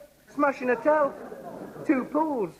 French cuisine. I was then posted to the Gobi Desert. How surprising we never ran across each other out there. No, come on. No, it's a small world, isn't it? I mean, when you think about it, when you think that while I was sitting in my luxury hotels, on my balconies, sipping dry martinis, there you were, just an olive stone's throw away, in some dusty barracks swilling naffy beer. There's no need to take the mickey. All I'm saying is that I don't regret it. I learned a lot. Well, I'm glad. Makes me feel a whole lot better. And it's nice to think that you owe it all to my flat feet. Yeah. Well, here's to your flat feet. Cheers.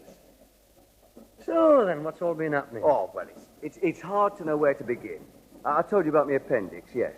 Yes. Well, let me see. I mean, obviously a fantastic amount's happened. Uh-huh. Yeah, fantastic. I mean, the changes are, well... Well?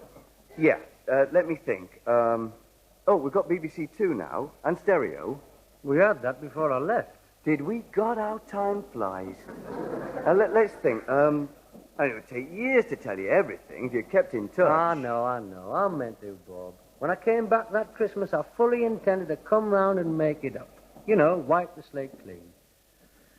Yeah, then my mum told me I'd got engaged to Thelma Chambers, so, you know. You never liked Thelma, did you? Of course I did. That's got nothing to do with it. It was just, well, you know, suddenly realizing that nothing could be ever like it used to be. You can't turn the clock back. Finally got through to me, brought me down to earth. It's nothing to do with Thelma. I admire her. I always have done. We broke off the engagement day after you went back off leave. You're kidding. No, seriously, we did. Well, I can't say I'm sorry, Bob. In fact, to be perfectly honest, that is a load off my mind. I mean, I can say it now because you are my mate. And if you're going to get married, all right, go ahead, get married, but not to Thelma Chambers. Good God, man, you can do better than that. I never could see what you saw in her. She didn't have some airs about her. What's the matter with you? For your information, I am marrying Thelma Chambers in 5 weeks' time. Well, you just said it. We made it up a fortnight later. Hell's bells. Oh, it's all right. Don't bother to apologize. What does I'm sorry mean? You can't turn back the clock. Can't expect to pick things up where you left off. It's obvious that you and I have very little in common now. In fact, when I look back, it amazes me that we ever did. Where are you going? Terry, I wish you the very best of luck. Please give my regards to your mother and father. Oh, now listen, Bob. Goodbye, Terry. Finish with these cans? Oh, hang on. Yeah. I'll give the scotch, will you? Where's this train stop next? Doncaster. Do you want any ice with that? No. If I get off there, will I be able to get a train back to London tonight? Yeah, you might be lucky. Good. Make that a double. Drowning our sorrows, are we? Never go back. I sacrificed the 7 best years of my life for that fella. And now he tells me he's getting married. Never mind, sailor. Lots of other pebbles on the beach. You what?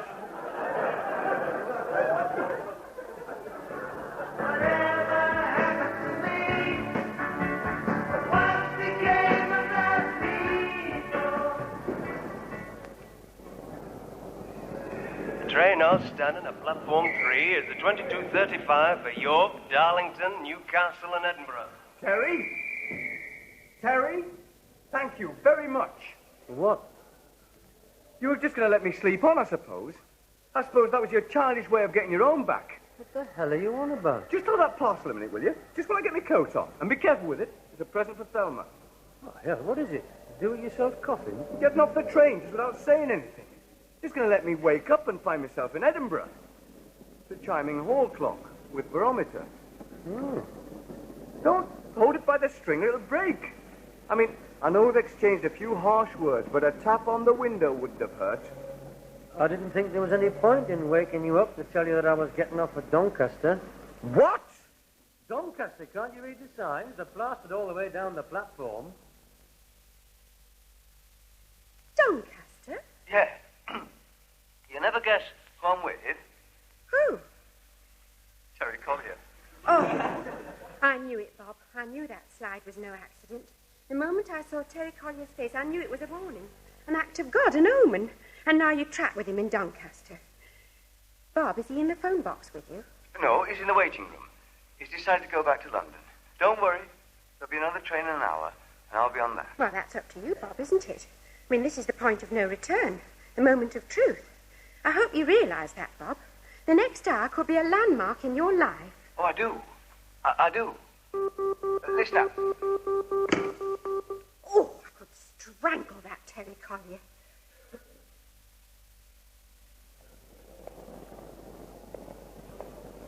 Why? Why did you get off the train? I mean, at Doncaster. I thought it might have been one of the few places Bob Ferris hadn't been to.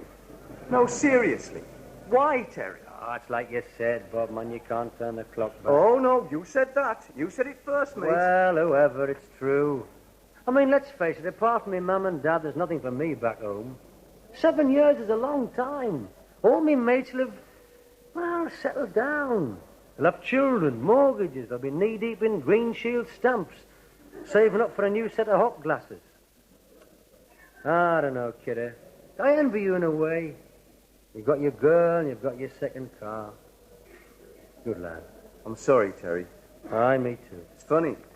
Since we met, we seem to do nothing but apologize to each other. Yeah, I know. I'm sorry about it. Well, what are you going to do?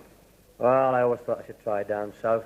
London, you know, place to be, isn't it? Well, the permissive society is still going on down there. Much more than up our way. Oh, well, I might catch the tail end of it. Okay. I hope it works out, Terry. I'll manage. How about you? Oh, I'll manage. I'll manage. Everything will be fine, don't worry. You going to tell Thelma about me? Already told her. I rang her up. She was meeting me at the station, you see. Oh, aye. What did she say? She said, this was my moment of truth. People don't have moments of truth in station waiting rooms. Well, you see, she feels that, well, for a long time now, the threat of your return has cast a giant shadow over our future happiness. She's very poetic, isn't she? She's assistant librarian. Mind you, I can appreciate her panic. That phone call must have put the wind right up her kilt. She'll be seeing us in a penthouse in Doncaster's Latin Quarter, being seen to by a pair of West Indian go-go girls to the strains of Begin the Begin. No, she won't. She knows me better than that. Trust. That's a word you probably haven't come across. It's what exists between two people who are going to get married. I mean, it means not having to worry about what the other one's up to, not having to be afraid, not having doubts. Besides, Doncaster hasn't got a Latin Quarter, has it?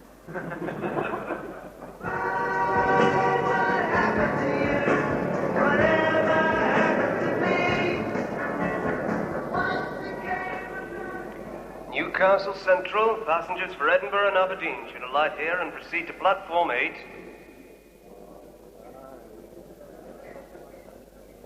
Don't look round, I've got a little surprise for you. Oh, Bob, thank God. Come out from behind that parcel. Oh! Hello, Thelma. Terry? Where's Bob? He's still in Doncaster. But what's he doing there? He's looking for this here. What is it? The little present, he left it behind. I jumped on the train to give it to him, and it pulled out before I could get off again. But where was Bob? He was still over on the other platform by the waiting room. Don't worry, I've got all his luggage. Here, you better take his coat. Oh, but there isn't another train now till the morning. Oh, poor lamb. Stuck all alone in a cold and drafty station. What's he going to do? Oh, he'll be all right. Night is still young, and Doncaster's Latin Quarter doesn't close till dawn.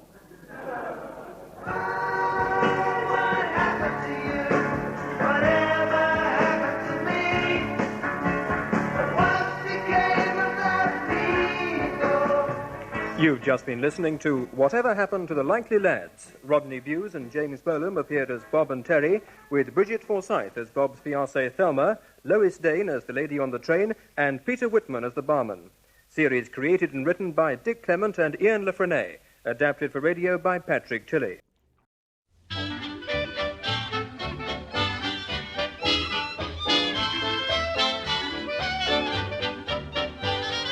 No matter where I go, London, Paris, Mexico, anywhere on earth, they know me place of birth.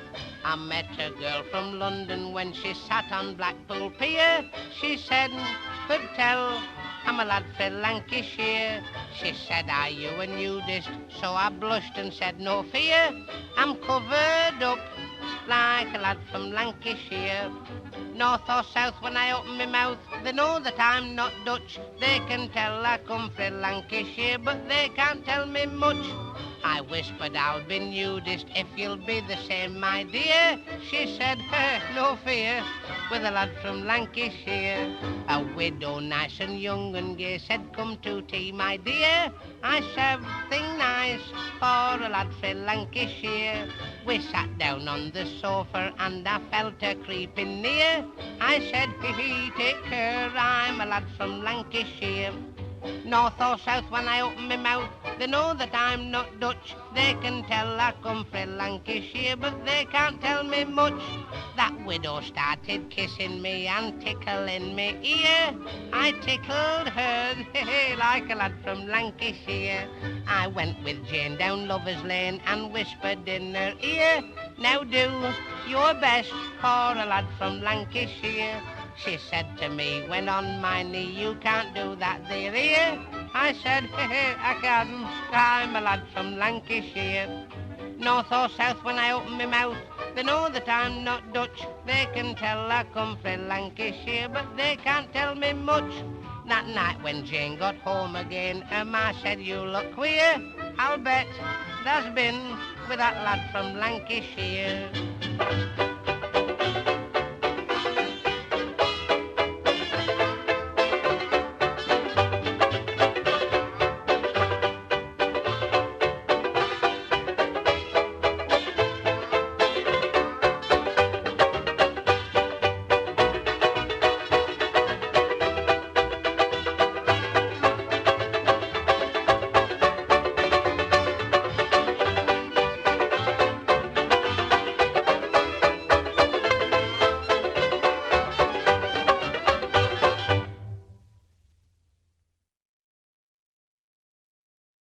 You may not find us on your TV, because in case you did not know, we're being brought to you on. Brought to you on. Brought to you by R-A-D-I.